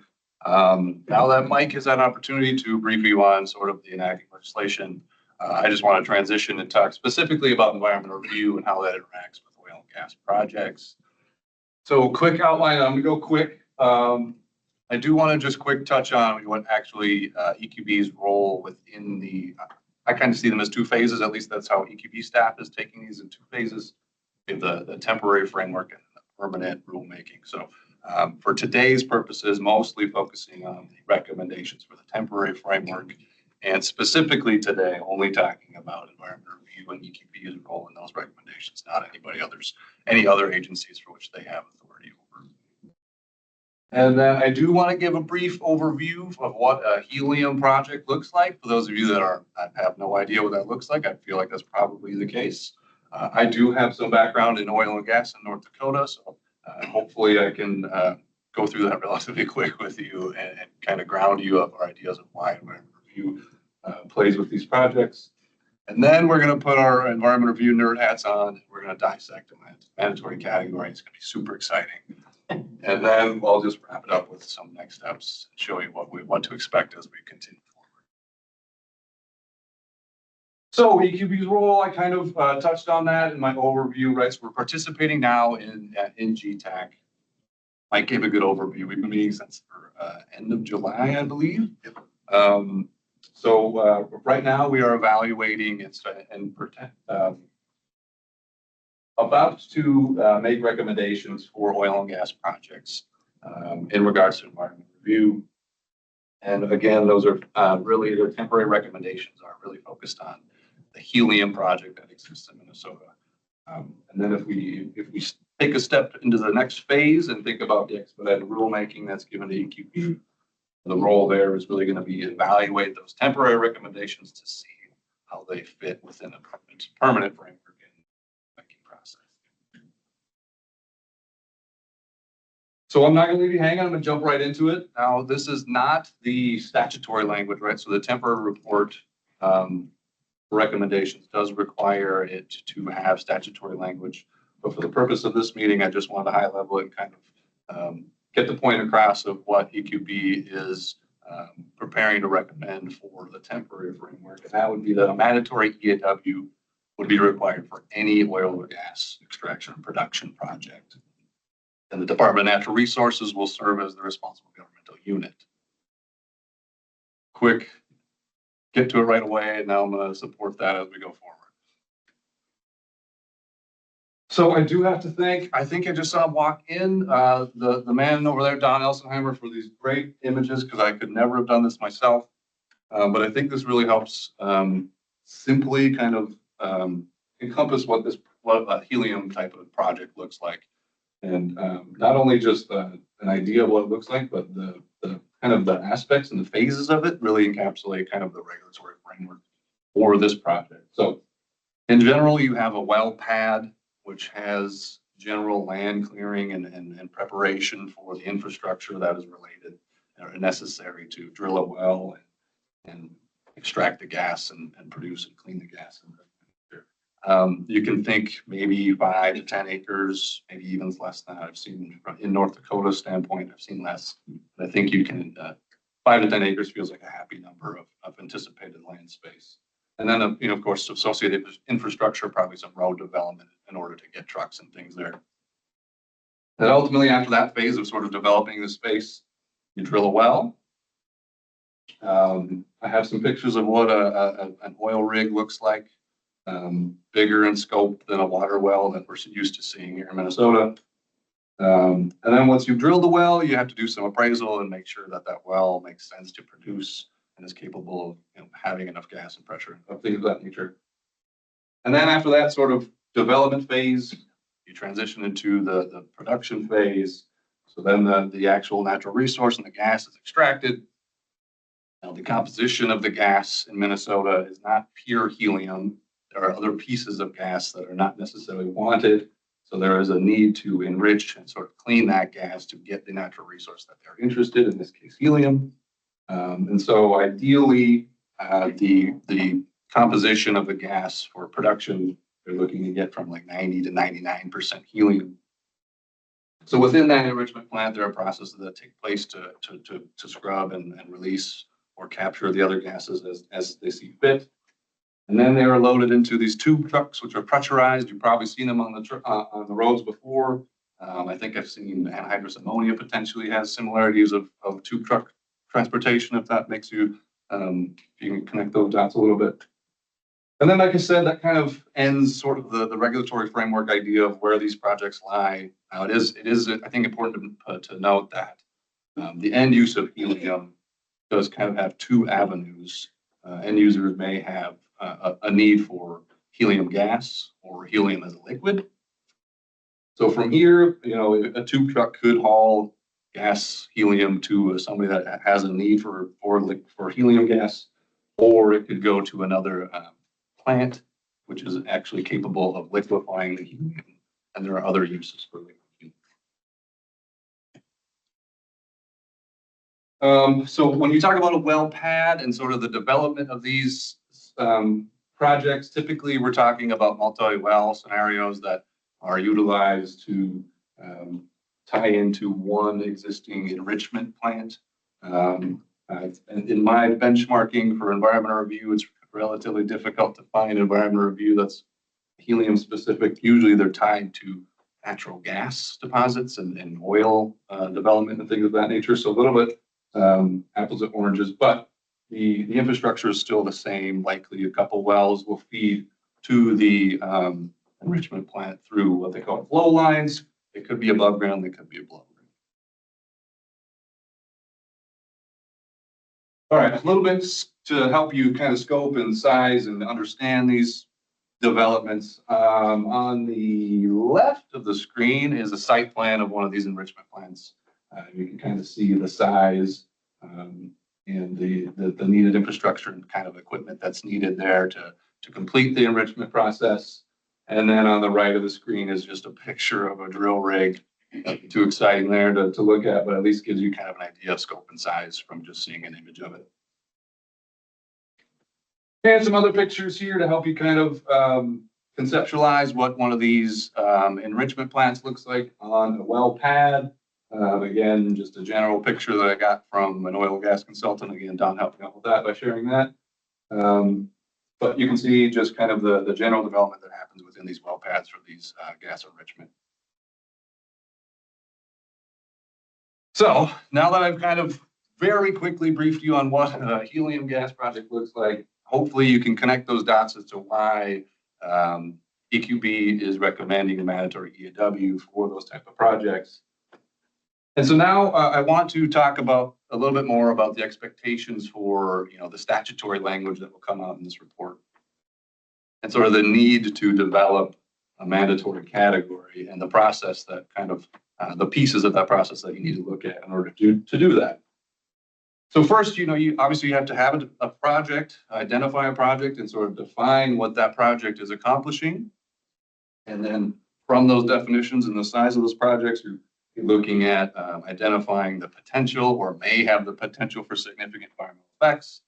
And then sort of tied into that, the need to define the size or the scope of those projects and how they interact in making those definitions and those interpretations for potential or may have the potential for significant environmental effects. And then lastly, the need to designate the responsible governmental unit, which in rule is pretty clear. There's two avenues: either the unit of government that has the most sort of approval authority over a project or has the greatest expertise of evaluating certain projects or certain impacts of a project. So this is where we get to the fun stuff that is probably my favorite slide I've ever created. This is an actual mandatory category. I wanted to kind of tie back into that last slide of those 4 topic ideas and show you kind of in real time how that plays out. So this is a mandatory EAW category for non-metallic mineral mining. So we have project types and a definition. So we have non-metallic mineral mining, and then we go in further to define sort of what that project is accomplishing. So there's the extraction or the mining of peat, extraction or mining of sand and gravel. And then the next step is identifying a threshold for the size or the scope of that project for which, given that this is an EAW category, it may have the potential for significant environmental effects. And then we have what I call these sort of trigger words, which within the rule sort of designates and identifies the governmental action for which environmental review should be taking place. In the rules, you might see something like construction or expansion. Development is another common one. And then lastly, designating the RGU, which I mentioned, is either based on the most, which unit has the authority to oversee the project as a whole, and approve the project as a whole, or has the greatest expertise expertise to evaluate those types of projects or impacts from those types of projects. And then one step above that, and if you start to think about actually defining those thresholds and those size of projects for which environmental impacts may take place, and needing to properly evaluate if those thresholds align with the correct environmental review process based on significant for environmental effects. So we're talking EAW versus EIS thresholds. And then by designating those thresholds, are those, is there proper, environmental concerns based on those levels? Are they scientifically supported, or are they tied to some permitting or regulatory action? And then lastly, by designating the threshold or a size for mandatory environmental review, need to consider the interactions that those thresholds may have with discretionary environmental review. So for instance, if the threshold is overly high, are we putting undue burden on the public and the RGU and having to make determinations about when discretionary environmental review need to take place?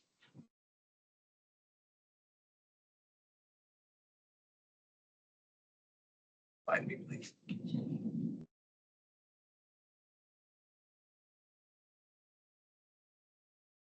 Okay. So now we're back to the recommendation mandatory EAW for any oil or gas project. And this slide is meant to sort of serve as the justification for that recommendation. So EQB staff has determined that gas extraction and production projects may have the potential for significant environmental effects from a certain kind of a list of different areas there. I won't go through them all. And then really the environmental review process for a new project in Minnesota really serves a great opportunity for both the public and decision makers to really learn more about a project, especially in regards to the potential environmental impacts from that project. And then additionally, now that you've kind of seen what a mandatory category looks like and how they are really designed with a specific project type in mind, a new project type really just lends itself ideally to developing a new mandatory category. And then lastly, the DNR is anticipated to have the greatest responsibility for supervising or approving the project as a whole, which would then support the idea for the DNR serving as the RGU. So that's about it. Couple reminders. Now the report for the temporary framework recommendations is due in January of 2025. Mike commented on the public comment for those draft recommendations in the two public meetings, and then additionally the opportunity for tribes to review and comment prior to the public comment period opening up. And then I do want to comment on sort of what I'm seeing as phase 2, and that would be sort of the expedited rulemaking process. While so staff will be back to discuss and have an opportunity to update the board about that next process when that process is ready to initiate the rulemaking process. But additionally, I want to point out sort of the need for that process to include a broader analysis on sort of all potential oil or gas projects, while the temporary framework is really focused on the helium that is ready to go and looking to permit. I think that there is a greater need to ensure that all project types that may need environmental review in this scope should be included in that analysis. For example, just put hydrogen gas. There's likely some hydrogen mining that could take place in Minnesota, and there's sort of some evolving science and opportunities there. That, I'm happy to take any questions. Well, thank you both, Mike and Jesse. So I know we are running over on time, and this is not an action item, but why don't we just see if there are any quick questions from the board? I think we're going to need to skip our break time today. Sorry, everybody. If you do need to slip out, feel free to do so. But do we have any questions from board members? Madam Chair, this is Commissioner Stroman. I don't have a question, and I think Jesse just touched on it, but I just am hoping that Mike and Jesse can clarify, because I think the statute where the legislature put this in is a section called gas and oil development or production. Really what the group is focused on right now is the gas piece of that. And we kind of go back and forth with the language. So if you could just address that briefly so that everybody knows what we're actually talking about in terms of the work. Right now, we're not focused on oil, at least at the moment. Sure. I can, yeah, that is correct. We're focused solely right now on gas and not oil because of the helium and the potential for hydrogen. As we've heard from the Department of Energy, hydrogen exploration is moving, is in Kansas and Nebraska right now, just entering into Iowa. Looks like it's heading our way. So we're specifically focused on gas. Thank you. I just wanted everybody to be clear on that point. Thank you for that. Great. Any other questions from board members?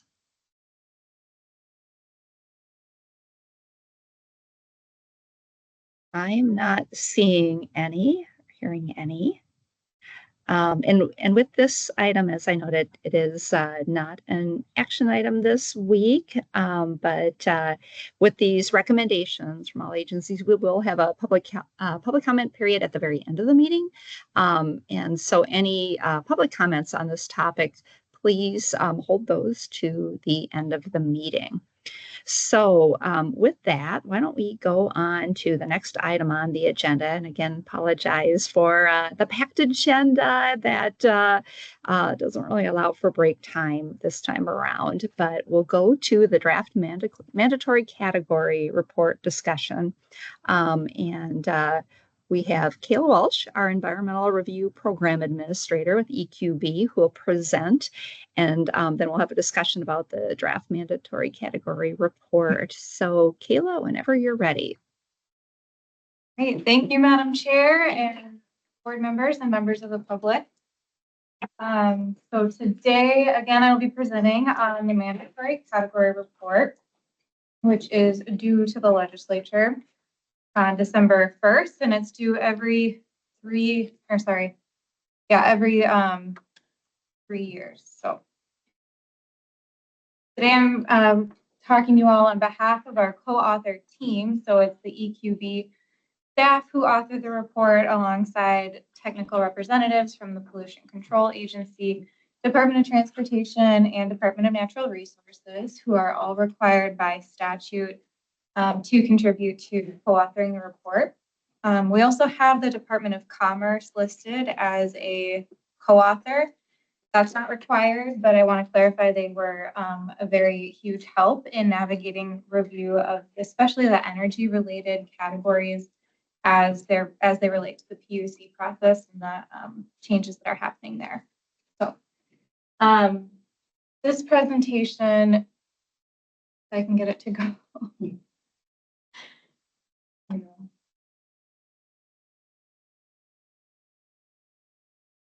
We test this and it always works great till all of you are watching us and have to click through the PowerPoint. I'm gonna stop sharing and start. Okay, we'll see if we do it again. make it work. I'm going to say this presentation will be a little bit redundant for those of you who attended ARIS last month, but I will generally follow the same outline of information. So I'll talk about our report goals, our writing process and methodology, and how we gathered information. And then I'll cover some changes that we made since ARIS, some small changes that have happened throughout the report. So just a reminder, this is an informational only item, so there's no vote today. So the report goals, first and foremost, we do need to fulfill the legislative intent for the report. And that's what charges EQB, PCA, DNR, and DOT to consult with political subdivisions to write the report and submit it to the legislature. The report needs to include the intended historical purpose of each category, whether those projects are also subject to any permits, and then an analysis and recommendation for whether a category should be modified, eliminated, or unchanged. And since the legislative intent does direct us to do that analysis of categories. We really wanted to do a strong analysis, and we asked many stakeholders that interact with the environmental review program, how are these categories really working for you? Are they serving you? How could they be more effective? And so that was the public engagement that took place last spring. And that is also summarized in the appendix of the report. So if you compare the 2021 version of the report to this version of the report, that's why we have a little bit different structure to account for that public perspective and delineate the RGU and public perspective in the report. This report is also, I just want to note, it's taking an inventory of our mandatory categories as they currently are and listing out sort of a menu for potential updates. So at this time, it is not a commitment to rulemaking. A lot of the recommendations would, require rulemaking if they were implemented, but the board would need to direct us to do that in the future. And I'll talk more about, implementation at the end of the presentation. But just as we're walking through these slides, I just want to be clear that this is not part of an ongoing rulemaking. So as you can see, how did we get here today? This is a bit of our timeline. We have drafted the report, shared that draft with ARIS last month, made some slight edits based on feedback there, and that brings us to today, with our goal being to discuss the second draft of the report and offer some direction to the co-authors as how you want the report to change before it comes again before the board on the November 20th board meeting. So in order for us to be ready for a board vote on November 20th, we do need to have the co-authors make any final edits by November 8th. That's why we're looking forward to hearing your discussion today.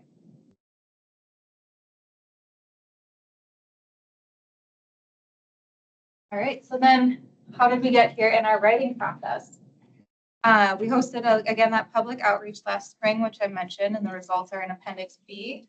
That summarizes the public feedback portion. You'll also find in your board packets a separate additional memo, and that memo goes beyond the summary of Appendix B. It lists all of the feedback we heard verbatim, as it came into us via surveys, via Engagement HQ and email. This memo was added to the board packet, again, based on ARIS feedback, so that we can transparently share all of those public comments with the board. It will not be in the final report, but they are the original comments that informed the appendix and this report. Again, we did ask for some feedback in the survey and the Engagement HQ that did relate to decision criteria. So that was broader programmatic ideas, and those were determined to be outside of the scope of the report at this time, but they will not be lost in the overall work planning efforts. So there we go. We also collected ideas, of course, from our co-authoring agencies for the categories where they are listed as the responsible governmental unit. And all the recommendations in the report are the voice of the RGU and the co-authors for their sections after hearing all of that information from local governmental units, members of the public, and all the sources that were listed in the methodology of the report. So there are categories where the responsible governmental unit named is the local governmental unit, so the LGU, and after we, EQB, drafted those sections, we did email LGUs who completed a review in the past 3 years before in the time frame between the 2021 report and now, and we asked if they had any additional recommendations or if what we put in the report fit with their experience. So that was an additional piece of outreach that I don't think that we've mentioned prior. So then the EQB, we formatted the report. We offered it to all tech reps to review internally at their agencies. And like this last bullet mentions, the co-authoring team did make a couple changes after last month's ARIS meeting. We added a few sentences to the executive summary, just describing the number of categories that have proposed changes and if they're threshold changes or if they're housekeeping or definition adjustments. And then hopefully that will provide a little bit more clarity up front. There are also a few changes made to the feedlots category, the solid waste category, and the air pollution category. But those were largely language adjustments, so they did not affect the intent of the recommendation in any of those categories. All right, so if we want to go through the report, you can follow along on packet page 107. And the general outline of the report, we have our executive summary, followed by the overview and methodology section, and then the mandatory category analysis. So that's the main section of the report. It provides the background, it provides recommendations, and it's sectioned off for each of the 43 mandatory EAW and EIS categories. After that category analysis section, there is a page called additional considerations. So some of the feedback that we receive from state agencies, RGUs, local government units, it impacted multiple mandatory categories, so it didn't fit underneath one of those 43 headers, but we wanted to document them separately in that additional considerations section. So those are work areas that we could engage in if the board decides to. They include things like analyzing how the 3-year look back rule works, further overarching housekeeping updates in 4410, and considering adding new categories. So those additional considerations deal with the mandatory category rule specifically. We also received ideas that impacted environmental review more broadly. So even outside of the mandatory categories in those initiatives, they would change environmental review and how it's done at a really broad programmatic level. So those are accounted for in Appendix A. Those are topics such as health impacts assessments, considering if a review should have a shelf life or an expiration. So those are, again, larger programmatic changes that are not recommendations in the report, but work areas that people are showing a lot of interest in and can be considered in the future and future work planning. So now I want to dive into the mandatory categories a little bit more. 10 of those categories of the 43, they had opportunities for improved guidance. So guidance updates, they do not rise to the level of a recommendation because staff can do that without recommending that to the legislature.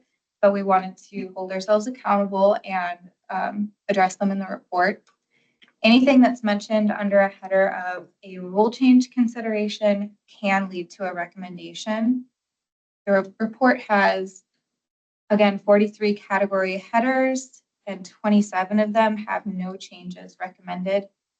Of those 16 that do have considerations for change, that could be anything from redefining or defining a term, making a housekeeping fix, or changing a threshold. So 4 categories require alignment with the new Minnesota Energy Infrastructure Permitting Act.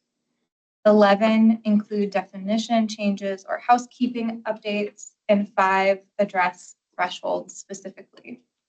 And you'll notice those numbers don't add up to 16 because they could have more than one. They could have a definition change and a threshold update.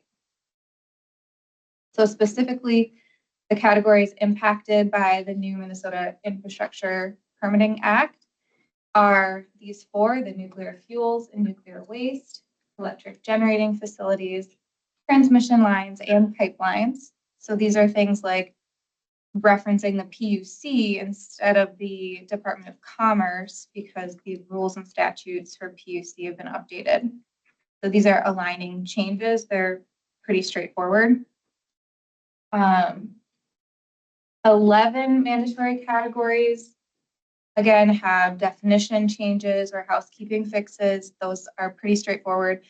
One example would be the storage facilities. There's a circular reference there saying PUC is the RGU except as provided in item G, but item G also lists the PUC as RGU. So things like that are pretty easy cleanups. The residential development section has a formula that we use in our guidance to help folks understand the threshold. So we could add that calculation to rule to make it clearer for the user, especially if they're not familiar with finding our guidance. And then the last one here is an example of a definition update for wastewater systems to clarify terms like design flow capacity. And to do so, we would really lean on the programmatic experience at state agencies and RGUs for measuring and interpreting this terminology in the same way based on their current practices in science. So again, not changing the intent of the category, just providing clarity. And then 5 mandatory category headers do have threshold updates associated with the recommended changes.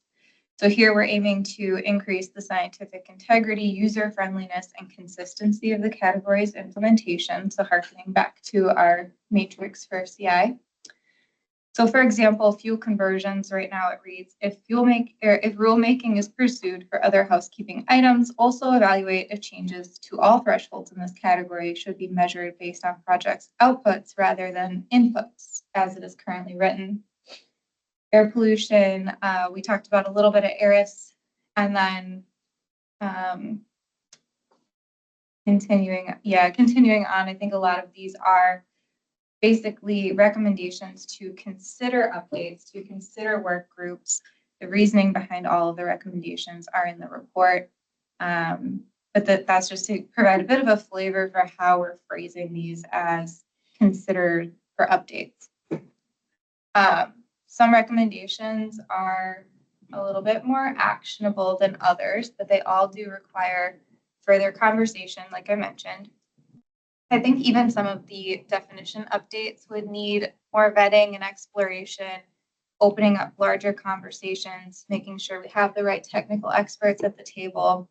That's why, again, a lot of things are saying that we should consider changes, scoping and engagement, and maybe even phasing the implementation.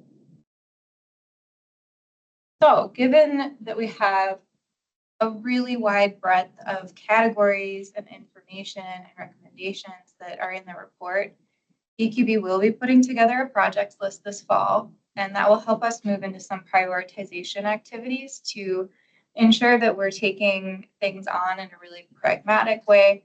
Again, the report is not meant to work plan. It really lays out a menu of options for potential rulemaking.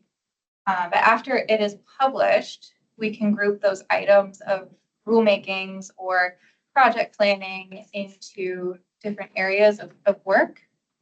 And then I'm hopeful that this sort of shows a bit more of that multi-factor work planning that we can do. So this mandatory category report is one flow of information and ideas into this project list. We also have the groups that ranked highly on our continuous improvement and any legislative requests and any board direction that we receive. And so that will all culminate in this projects list that can be public, published transparently, and then that workflow would go into our staff work plan for environmental review. So we will be, again, working toward that this fall, very big picture. We have been collecting a lot of ideas from engagement, and I think we're all really ready to start turning thoughts into action. But that's very high level. The matter at hand today really is thinking about this mandatory category report as one workflow stream. So we have this very specific question for the board. Are there any revisions that you would like the co-authors to work on to the report before the November 8th deadline in order to be on our timeline for approving the report at our November meeting? So with that, I am looking forward to conversation. All right, thank you, Kayla. And before we go on to questions from the board, Executive Director Nuschler, did you have anything you want to add to this? Yeah, thank you, Chair Daubenberger. I'm going to say a few things that might be a little repetitive of what Kayla said, but I think bear emphasizing. And I'm sorry I wasn't here for the ARIS meeting, but I know, at that meeting there were a lot of questions about the public input and also about sort of how does the continuous improvement process and the mandatory categories report work together. So I wanted to just say a couple of things. Taking public comment or public input on the mandatory categories report, was a new process. It felt important to us because of the work we had done with continuous improvement and because of our conversations around engagement. So what is in the draft report is a result of a collaborative multi-agency process. And I understand that folks have different opinions of what the report should include. But there are limitations, to what the report can effectively do. The mandatory categories report is focused on when environmental review is required. So those projects, types, sizes, and thresholds, because that's really what's in the legislative directive, as Kayla showed. And I know that many of the folks, and I know some of the folks who are watching us and are joining us virtually today, have comments and concerns about how environmental review gets done, what's included, what the form looks like, things like that. And those are really valid and important ideas about how to improve the program, but they're outside of the legislative scope of this report. As Kayla noted, when we were doing our engagement to avoid engagement fatigue, we did ask some questions about decision criteria to inform that specific project, and we are still holding on to those ideas. We are still holding on to all the ideas. I think I, in particular, underestimated just how complex it would be to evaluate the comments and to provide the public and all of those who made comments with really thoughtful responses within the limited framework that we have of the mandatory categories report. The report asks the co-authors to make recommendations, again, as we said, for whether categories should be modified, eliminated, or unchanged. That's pretty exact, and I think many people interested in our work expect that a recommendation means a really specific identified change to be made. Even though the report doesn't talk about rulemaking or talk about implementation, it really is that how should this be changed? I think a limited number of the comments were such that the co-authors really could make that level of specific recommendation for change. Many of them seem pretty simple, but when read together with the history of the program, with court cases, with past actions, they're bigger than they appear on the surface. Some comments that we got seem to be grounded in concern or disagreement about how RGUs apply a mandatory category. We really were looking at what were programmatic issues, and this kind of report isn't really the place, it isn't really conducive to, going through detailed legal interpretation that people may disagree on. And in some cases, the co-authors knew from their experience or learned during the part of the process that other groups had different opinions on a mandatory category, but hadn't made comments on the report. I think what a lot of the comments showed us is that there's a need to take a deeper dive into the topic areas, as Kayla said, and to do an evaluation of what are the problems here? Are there problems here? And then what might need to be done? So that would be gathering data and information about past and current practice, perspectives from RGUs and project proposers that regularly deal with the category, and then perspectives from all of the folks who are interested in in the category and the process, and have something to say about it. This kind of in-depth evaluation in order to resolve complex issues and legitimate differences of opinion really is certainly needed in some areas, but can't really be accomplished in the report. When that work is done, it could be reported out of in the report, but it isn't really the time to take a first look at those. In the past 18 months, we've heard a lot of ideas about how the environmental review program can be improved. Those ideas are useful and they're important, and I really appreciate everyone who took the time to comment and to give us that feedback. In the continuous improvement process, we solicited really broad comments about improvements, and the mandatory categories report preparation built on those. Sometimes they were the same comments, sometimes there were more comments. And that leaves us with a really big bucket full of ideas that the public has put forward to us. And I think we can classify all of those broadly as ideas to improve the program, looking back at that matrix that Kayla talked about, how we can improve the information provided by environmental review, how we can improve the engagement that environmental review processes produce, how we can improve the process itself. I think what I'm hearing from listening to the meeting, the recording, and from some conversations is that we need a clear and transparent way for for the public to see how their feedback is being considered and how it's shaping EQB's work.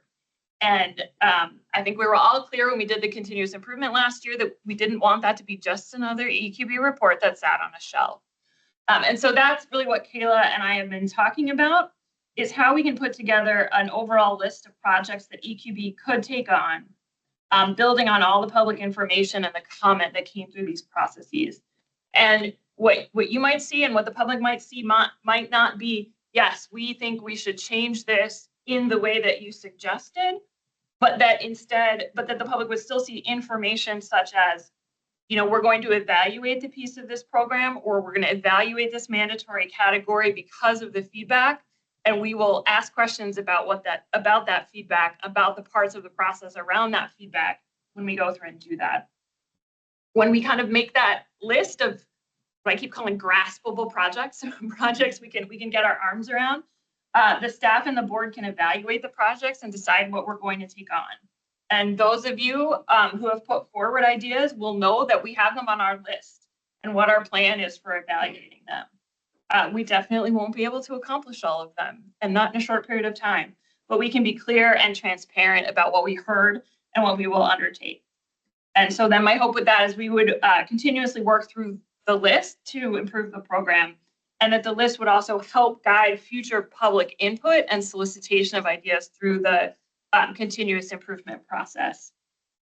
I know that it's not going to feel real until you can see it and not just hear about it for board members and the public, but we're working on it, and I hope that we can have something to you by the end of the year.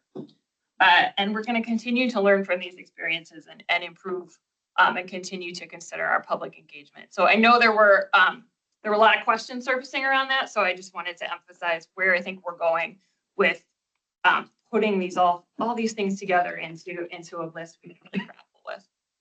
Thank you, Madam Chair. Thank you, Executive Director Nuschler, for addressing that and how we're going to take a more comprehensive look, and with all the input that came in from this, as well as our continuous improvement process. So appreciate you addressing that. With that, let's move on to our board discussion on the mandatory categories report. So as a reminder, it'll be the November meeting where we'll look to adopt it. But in this meeting, we're looking for your additional comments to be able to kind of address those final comments before the next month's meeting. And we will have a public comment period right after board member questions specific to the mandatory categories report too. So with that, board members first, what do you have for comments and questions? Madam Chair, if I may, I will remind folks that with the addendum to the packet that went out yesterday, there were 3 public comments in that. Sorry, Madam Chair. Yes, thank you. Yes. Hopefully you all got a chance to look at those 3 comments that came yesterday, or came in to our email yesterday. So go ahead, Board Member Bauer-Kemper. All right, thank you, Chair. Appreciate it. Thank you, Kayla, for your extensive work on this, for your presentation there today, and thanks to all the co-authors for putting together the draft report and continuing to develop it. And also, thank you, Kayla, for underscoring there in your presentation, and for Executive Director Nuschler just now, underscoring, at least as I'm understanding it at the moment, how the continuous improvement workflow will hopefully run in kind of a productive parallel, I suppose, with the report and its recommendations to lead toward needed changes. And I certainly look forward to engaging in and contributing to and hearing about and learning from the process and the trajectory that Executive Director Nuschler just elaborated moments ago. That's definitely an important context for this report, I suppose. I will nevertheless say that in my view, the draft at hand still doesn't adequately engage the public input, and I know it wasn't required to pursue that public engagement, but I think there's a lot of contributions there, a lot of some missed opportunities, I suppose, in the report to consider that input and to potentially elaborate recommendations that arise from it. There are a few particular examples that I would love to ask about today, I don't know that I'll have time to get to all of those that I have on my fingertips here, but I'll start with one and see how time plays out, if I can. So, so Kayla, or however this works as far as y'all collecting input for potential revisions, there are several dozen comments that are recorded on pages 95 through 106. I mean, several dozen, like 50 or more comments there that suggest, the gist is they suggest requiring an EIS when diversions from the Lake Superior Basin meet potential thresholds. And this has to do, in my understanding, with 4410.4400 subpart 23.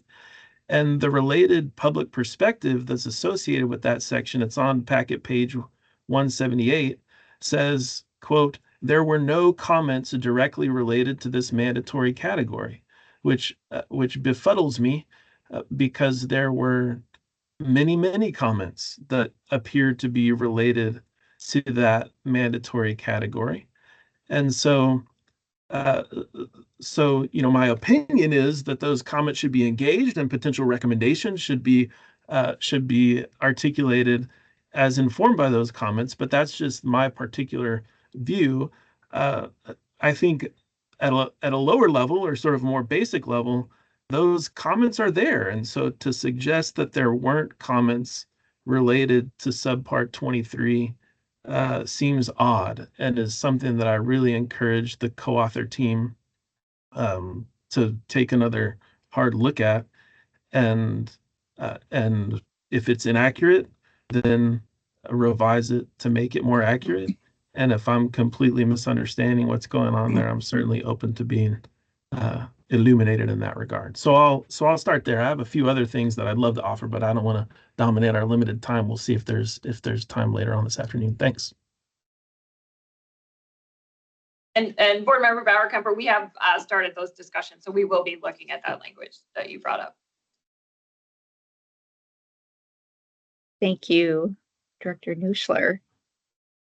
And with that, I will see what other questions. Sounds like Board Member Bauer-Kemper, you have other questions too, and encourage other board members to raise their hand if they have questions as well. So I'll go to you, back to you, Board Member Bauer-Kemper. Sure, I'll keep rolling, but other folks raise your hands or interrupt me. So another question that's less striking, but nevertheless that I'm curious about, has to do with Appendix A, which I appreciate again because it resonates with what Kayla said about the workflows and with what Executive Director Nuschler said about the broader trajectory here. And so I have great affinity for many of the things in Appendix A. And even while they're apparently outside of the scope of this report, there's something that I want us to hold on to and pursue diligently. But the discussion there in Appendix A regarding health impacts, it says the board considered integrating health impacts more officially, and this is packet page 180. The board considered integrating health impacts more officially into environmental review in 2016, but action has been deferred as the board voted to first integrate climate change into the EAW. That sentence just has me confused. Again, it perhaps suggests that the board voted on a resolution in 2016 that actively deferred consideration of health impacts or integration of health impacts, and decided instead to pursue the climate change revision to the EAW that was done.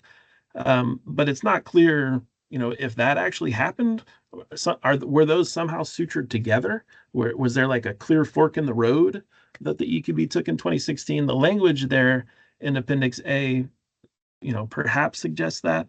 And so I would appreciate the author team taking another look at that and clarifying what apparently happened, and perhaps more importantly, articulating what the status of that 2016 petition is regarding health impact assessment, and what the trajectory of our consideration of that should be.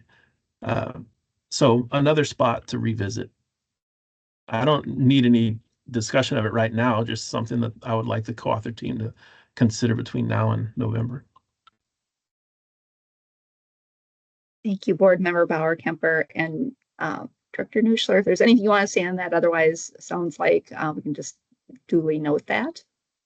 Yeah, I can say a little bit, Madam Chair. I think the language that is in the appendix reflects sort of the general understanding of the current EQB staff and some of the prior EQB staff. I am afraid to say we can't actually locate a resolution. And so we've started looking for that. My general understanding is that there was a decision to prioritize work on climate, and that the discussion of the health impact assessment was deferred to the ERAP, the Environmental Review Advisory Panel, kind of the predecessor to the Environmental Review Implementation Subcommittee, and that group submitted a report in 2018 that said there's a whole lot of different ways that we could go in incorporating health impact assessment, and we don't know which one we want to pursue. And there were a lot of options, some of which might have been rulemaking, some of which might have been form changes, some of which might have been suggestions on ways to include health in the components of the environmental review. So again, Board Member Bauer-Kemper, that's something we can look at adjusting that language. I think it reflects everybody's understanding, but whether we could point you to the exact resolution, not sure that we could. So I see Commissioner Stroman waving her hand at me because maybe she remembers. Chair Daubenberger and Executive Director Nuschler, I'm going to be testing my memory a little bit, but as probably one of the few members of this board who was here in 2019, I cannot speak to 2016. I was not on this board. But my recollection is you will probably not find a resolution because I think it was a work plan decision that the sort of the priorities that came in front of the board through public input were to address climate issues and environmental review and to address health impacts in environmental review. And the board at that time recognized we could not undertake both of those really big items at the same time. And so chose to emphasize the climate work in the work plan.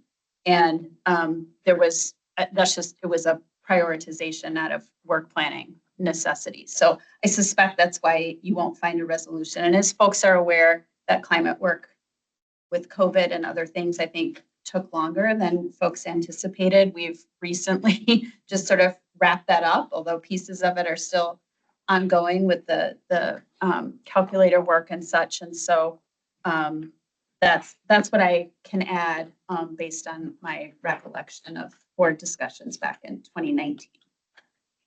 Let me find the materials as well. Thank you, Commissioner. And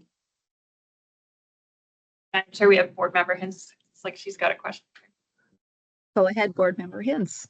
Yes, thank you. And I don't mean to derail the conversation, but I'm curious for a little bit more background on the health impacts piece. And I understand that might be outside the scope of this, of the mandatory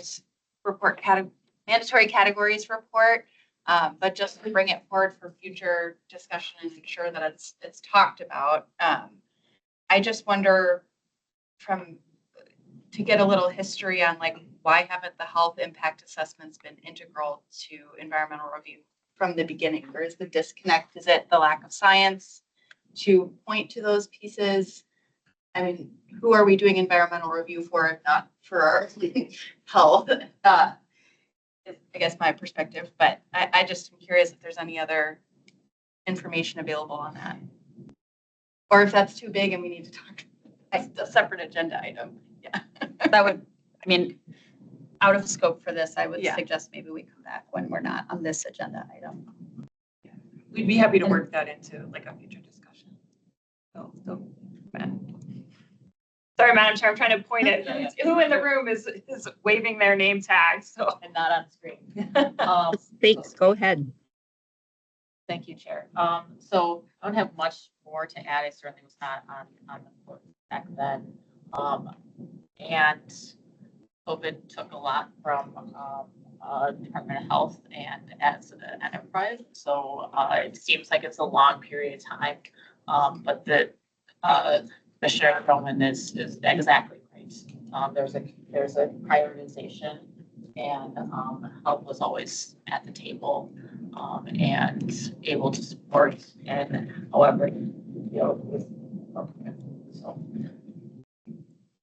health is never not on the table, but yeah, it's a much bigger conversation, and very open to having more of those with Thank you for that. Is there another hand in the room? Yeah, just one other comment. So my understanding, it's not as if health is not part of the, like, No, when we, correct. when environmental review looks at air pollutants, that's with regard to public health. So I think even though it's out of scope for today, like, it would be useful to understand more, like, how is this health impact assessment framework wanting to go beyond what's currently done? If there was something, I think, about cumulative effects, or I don't know what's beyond what's currently done, but it's, yeah. I'd like to understand that better. Yeah. So I think it would be important, valuable to have an offline conversation about what's most beneficial, without having overwhelming the whole system.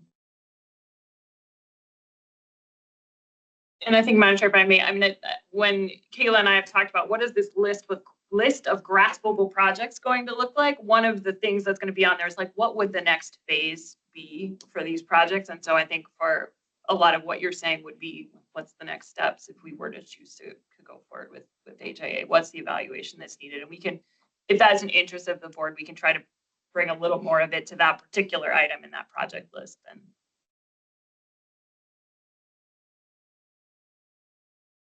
Right. There are other questions or comments in the room before I check back with Board Member Bauer Kemper about his next comments or questions.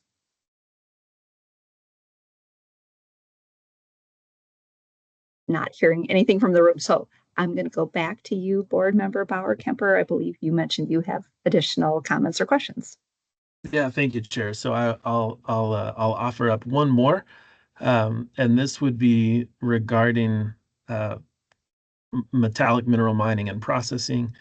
There are a handful of comments, packet pages 73 and 74, that suggest changing thresholds pertaining to the creation, in some moments, and expansion in other moments of mining facilities.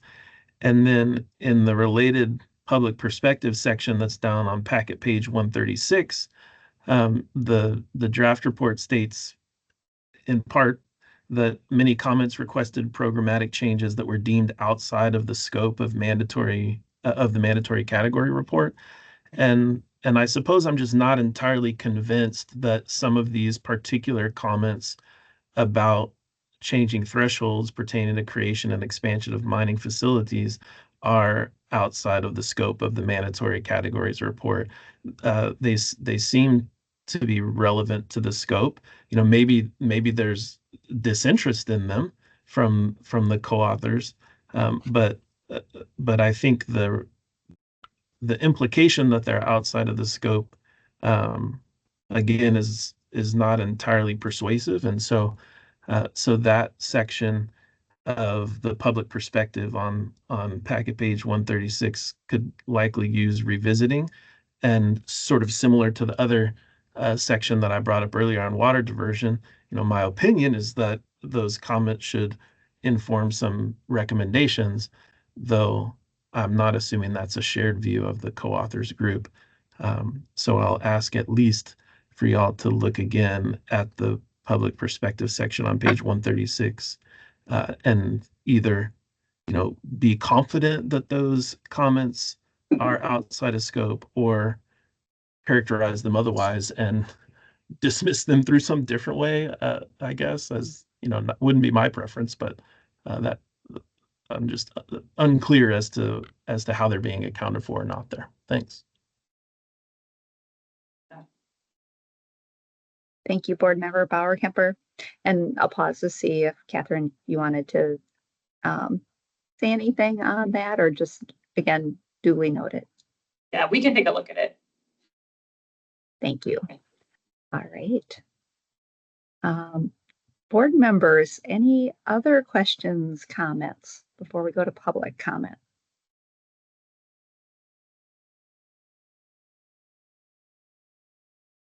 I am not seeing any hands, and I'm going to check with Director Nuschler. Any other hands up in the room? I think we're ready to go to public comment. Very good. Thank you. Okay, so again, we wanted to make sure to have the opportunity for the public to make any comments on this draft mandatory categories report. And once again, I just want to note that as Hazel sent out yesterday with the revised agenda, there were also the written comments that we referenced earlier too. So please, board members, make sure you read through those comments if you haven't already. But we'll go to the sign-up sheets for those who are there in person who indicated they want to make comment on this item, the mandatory categories report. And then we'll go to those online who've raised their hand. So if any others online want to comment, please raise your hand. But first, I'll check with you, Priscilla. Do we have any folks in the room who would like to make public comment? Thank you, Chair. At the time, there is no one in the room who'd like to give public comment. And so I'll go ahead and call on the first person who raised their hand online, which is Renee Kieser.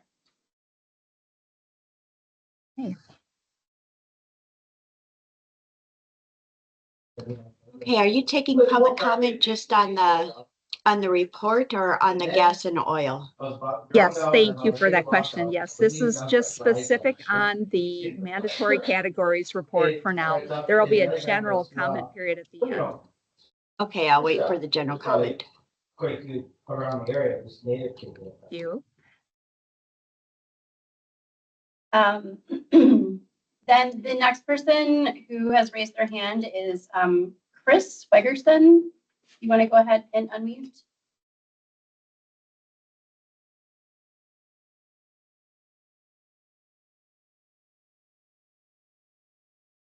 Chris Wegerson, we are ready for you. You do have to unmute. You should be able to unmute yourself to make your comment.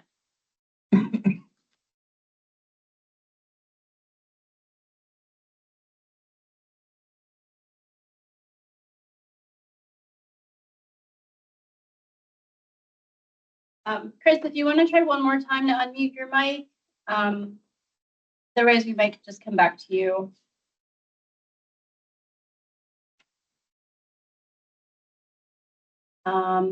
Okay. Yeah, we're still seeing a muted mic. So why don't we go to the next public commenter, which is Joy Anderson. You want to go ahead and try to unmute? Hello, can you hear me? Yes, thank you. Thanks. Okay. This is Joy Anderson. I'm an attorney with Minnesota Center for Environmental Advocacy. This is going to be not quite a repeat of my comment at the EIRS meeting, but I know that a lot of you weren't able to be there. And so I wanted to express some of the concerns that I expressed at the EIRS committee meeting again. First of all, I really appreciate the work that EQB staff has clearly put a ton of work into this mandatory report. Executive Director Nuschler, I really appreciate the explanation that you gave today, but I still am concerned about public comment here being seen as an end in itself and not the means to an end. And the means to the end is to create a better environmental review process that more effectively looks at the environmental effects of a project and fairly evaluates them. With respect to the report itself, I am concerned about even the recommendations that were made, and we're in favor of some of them, you know, the recommendations with respect to anaerobic digesters and air pollution and animal feedlots. Even those recommendations are couched in such language that it's very clear that nothing might happen. And Kayla even said, you know, this is really the first step and that there will be a lot more discussion and a lot more fleshing out of all these things, which is important, but we also need to be able to move forward at some point. And so I think it would be really important to have at least a recommendation that a rulemaking begin. And then once the rulemaking is begun, there can be more development of the ideas at that point in time. And that's what a rulemaking process is. Number 3, I just want to say that I'm concerned about a lot of the areas, as Member Bauer-Kemper pointed out, where there was a lot of public comment and there was even a lot of consensus comment about the kinds of things that need to be looked into farther. There was a lot of comment about mining. There was a lot of comment about water appropriations. There was a lot of comment about drainage. And none of those things made it their way into the recommendation. And I think that it's really important when you're asking for all this public comment, which is important, that we see actual follow through here. And I think there are a lot of ways that the mandatory categories themselves, apart from all the things that you're saying now are extraneous, could be improved. So thank you very much. Thank you for that comment. And I think we'll try to go back to Chris. Chris, if you can try unmuting again, you should be able to.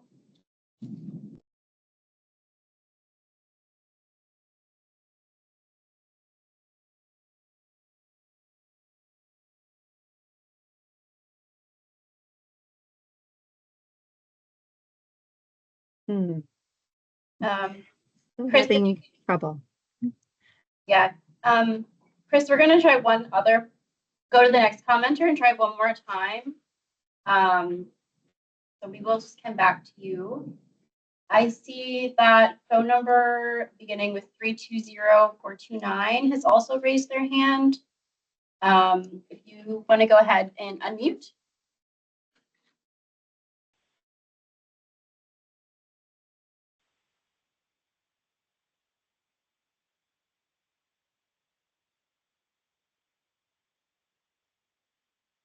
I see that you're unmuted, but we're not getting any audio.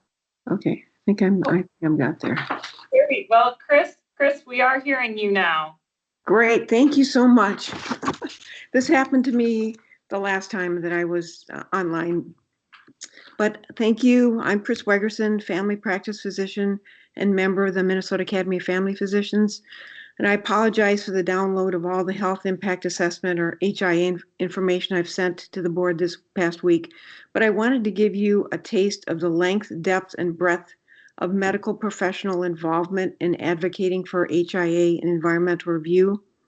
A group of Duluth physicians came together in 2014 when the PolyMet NorthMet SDEIS was released. We educated ourselves about the project and were very concerned about human health impacts of the project. We became aware of the HIA toolkit, which was developed by the Alaska Department of Health and Social Services, and Alaska has been at the vanguard of using HIA in environmental review.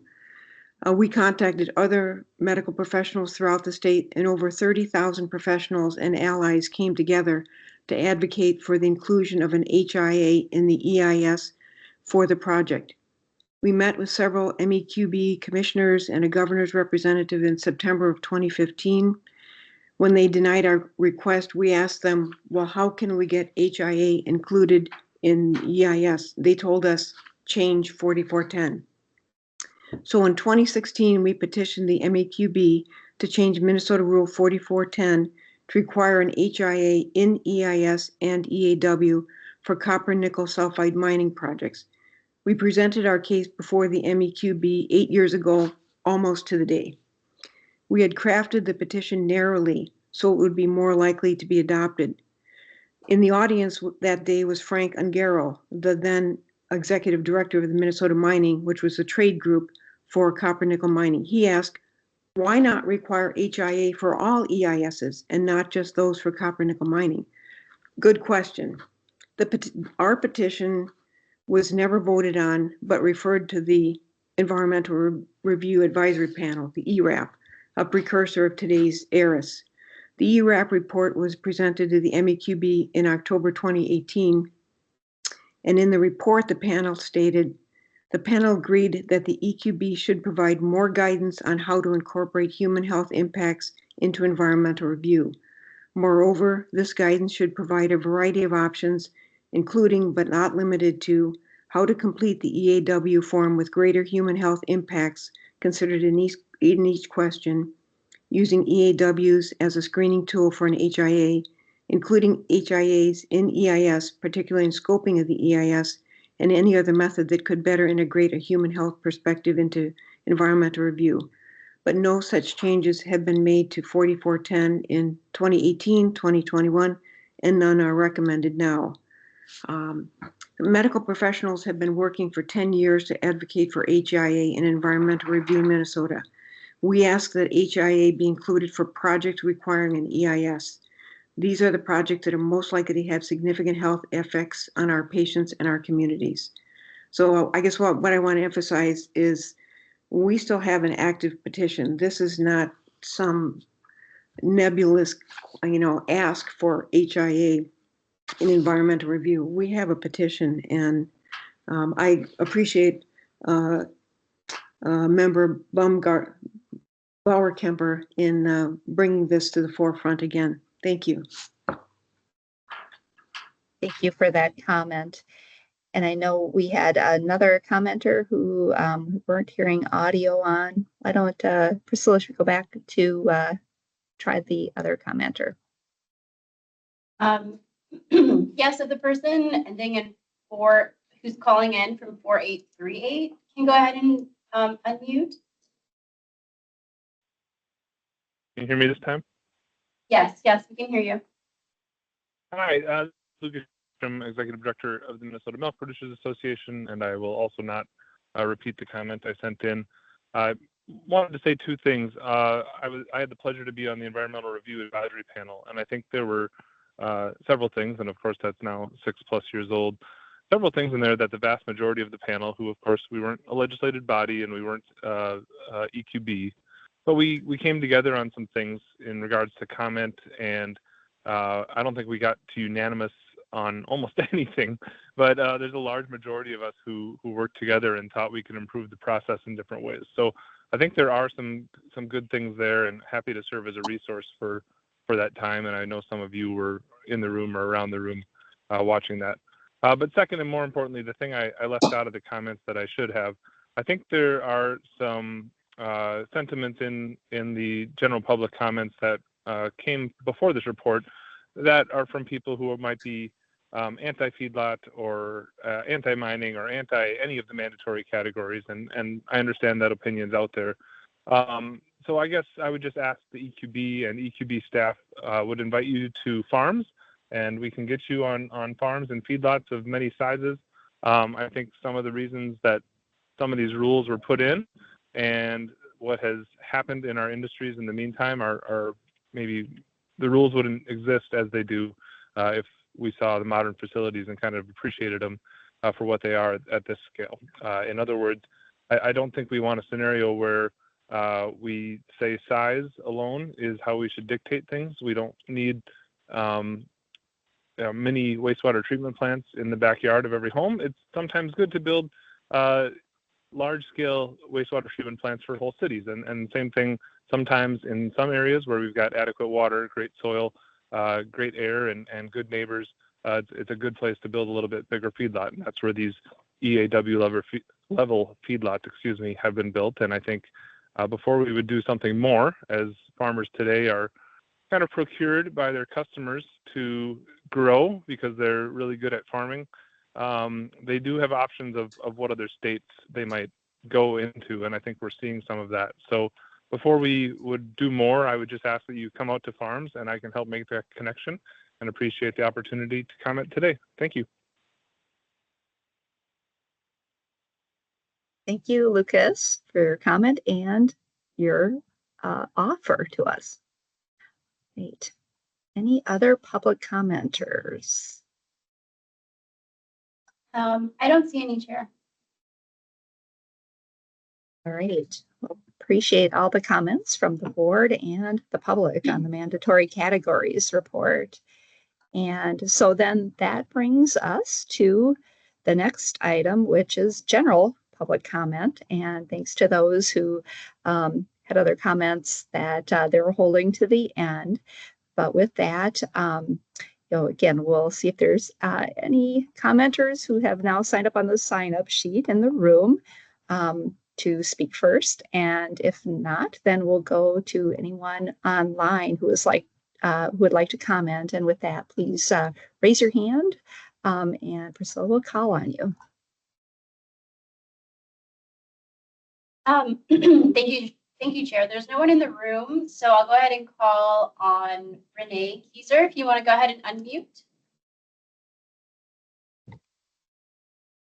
Good afternoon. Well, there's a couple of comments I had on the gas and oil development and production. One of them was the comment that what is it, Michael? Was it Michael or Jesse that had made?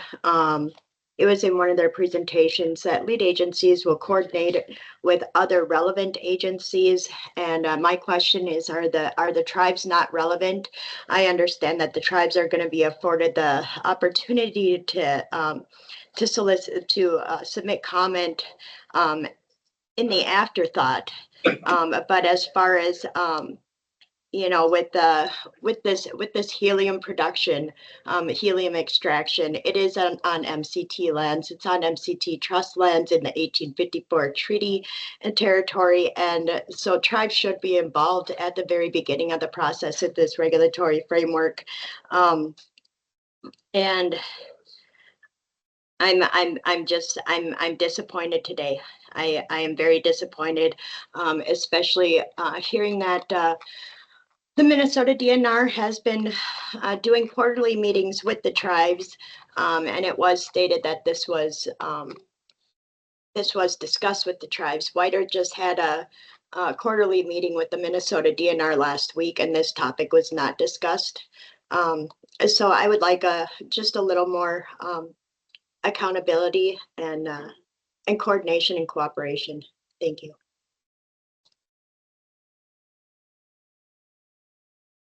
Thank you for that comment. I see Krishna, if you want to go ahead and unmute and share your comment.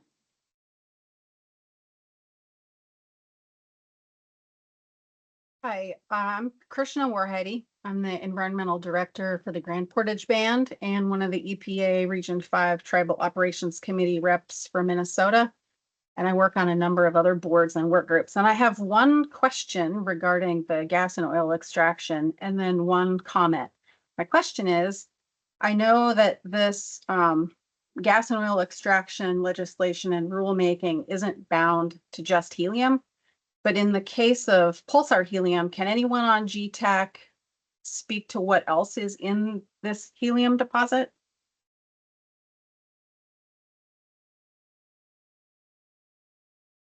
Thank you for that comment or question. And Edie Nuschler, I don't know if anyone's ready to respond to that now, but that's something we could get back to. Madam Chair, it does look like Mike Liljegren's willing to answer that clarifying question. Yep, Madam Chair, Mike Liljegren again with the DNR. Yeah, the gas is composed more than just helium. There's also CO2, high percentage of CO2, some methane and nitrogen. Thank you for the clarification. And then my statement is that I would like to take this opportunity to invoke Minnesota Statute 10.65 and ask that the EQD and other agencies in the GTAC conduct consultation with tribes before proceeding with any recommended rulemaking. Thank you. Thank you for that comment. And Madam Chair, I'll just note, we do plan to come back to the board in early 2025 with our plan for the second part of the process, as Jesse mentioned, the expedited rulemaking, and that we will be offering tribal coordination and consultation with that. That will be part of our plan. Thank you for that clarification, Executive Director Nuschler.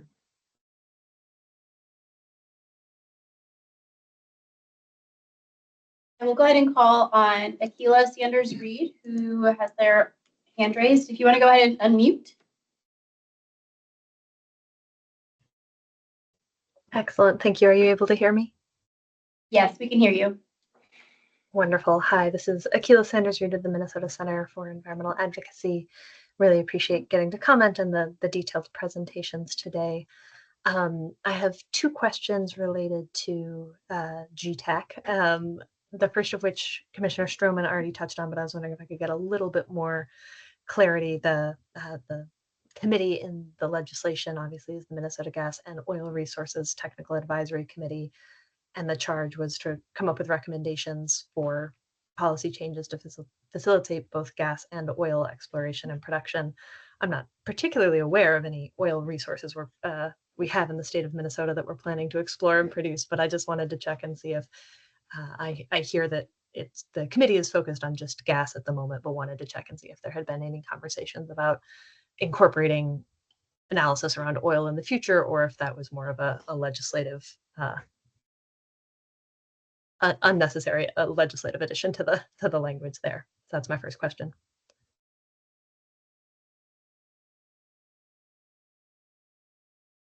Madam Chair, I'll just jump in. I think Commissioner Stroman was clear about that earlier. I would say, as Jesse said in his presentation, from the EQB perspective, given that we were told to make rules, we want to make sure, and we will be, I'm sure, asking for folks' opinion on this, that the rules cover the things we might see. So if we need to consider those, when we get to the rulemaking process beyond the temporary framework, we can consider all those pieces.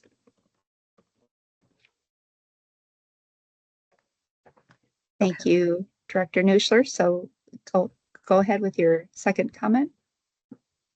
Thanks. Second comment is I was just wondering if anyone could list the environmental groups that have gotten outreach so far from GTAC.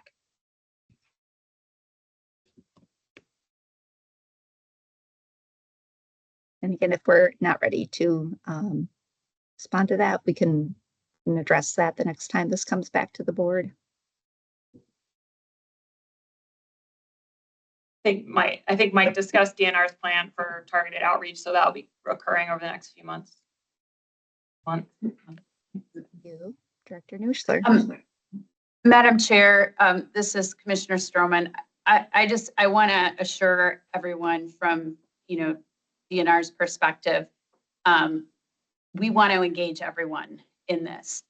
I will also note that the timeline that the GTAC was given by the legislature and that DNR was given to convene this is incredibly quick. So there is a lot of technical pieces that the agencies named in that group need to cover, as well as the public input. So I would also just, encourage people to assume or not assume that they will not be contacted on this. There's just a lot of work to do in a very short amount of time. But I do want to assure everyone that in terms of engagement with members of the public and interested organizations, as well as tribes, not just at the end of the process, but I think as Mike laid out throughout, I know those conversations have already commenced, because I know there are some very specific issues that have come out of those conversations that I have been made aware of. So I do just want to assure folks of that and just recognize we're on a tight timeline.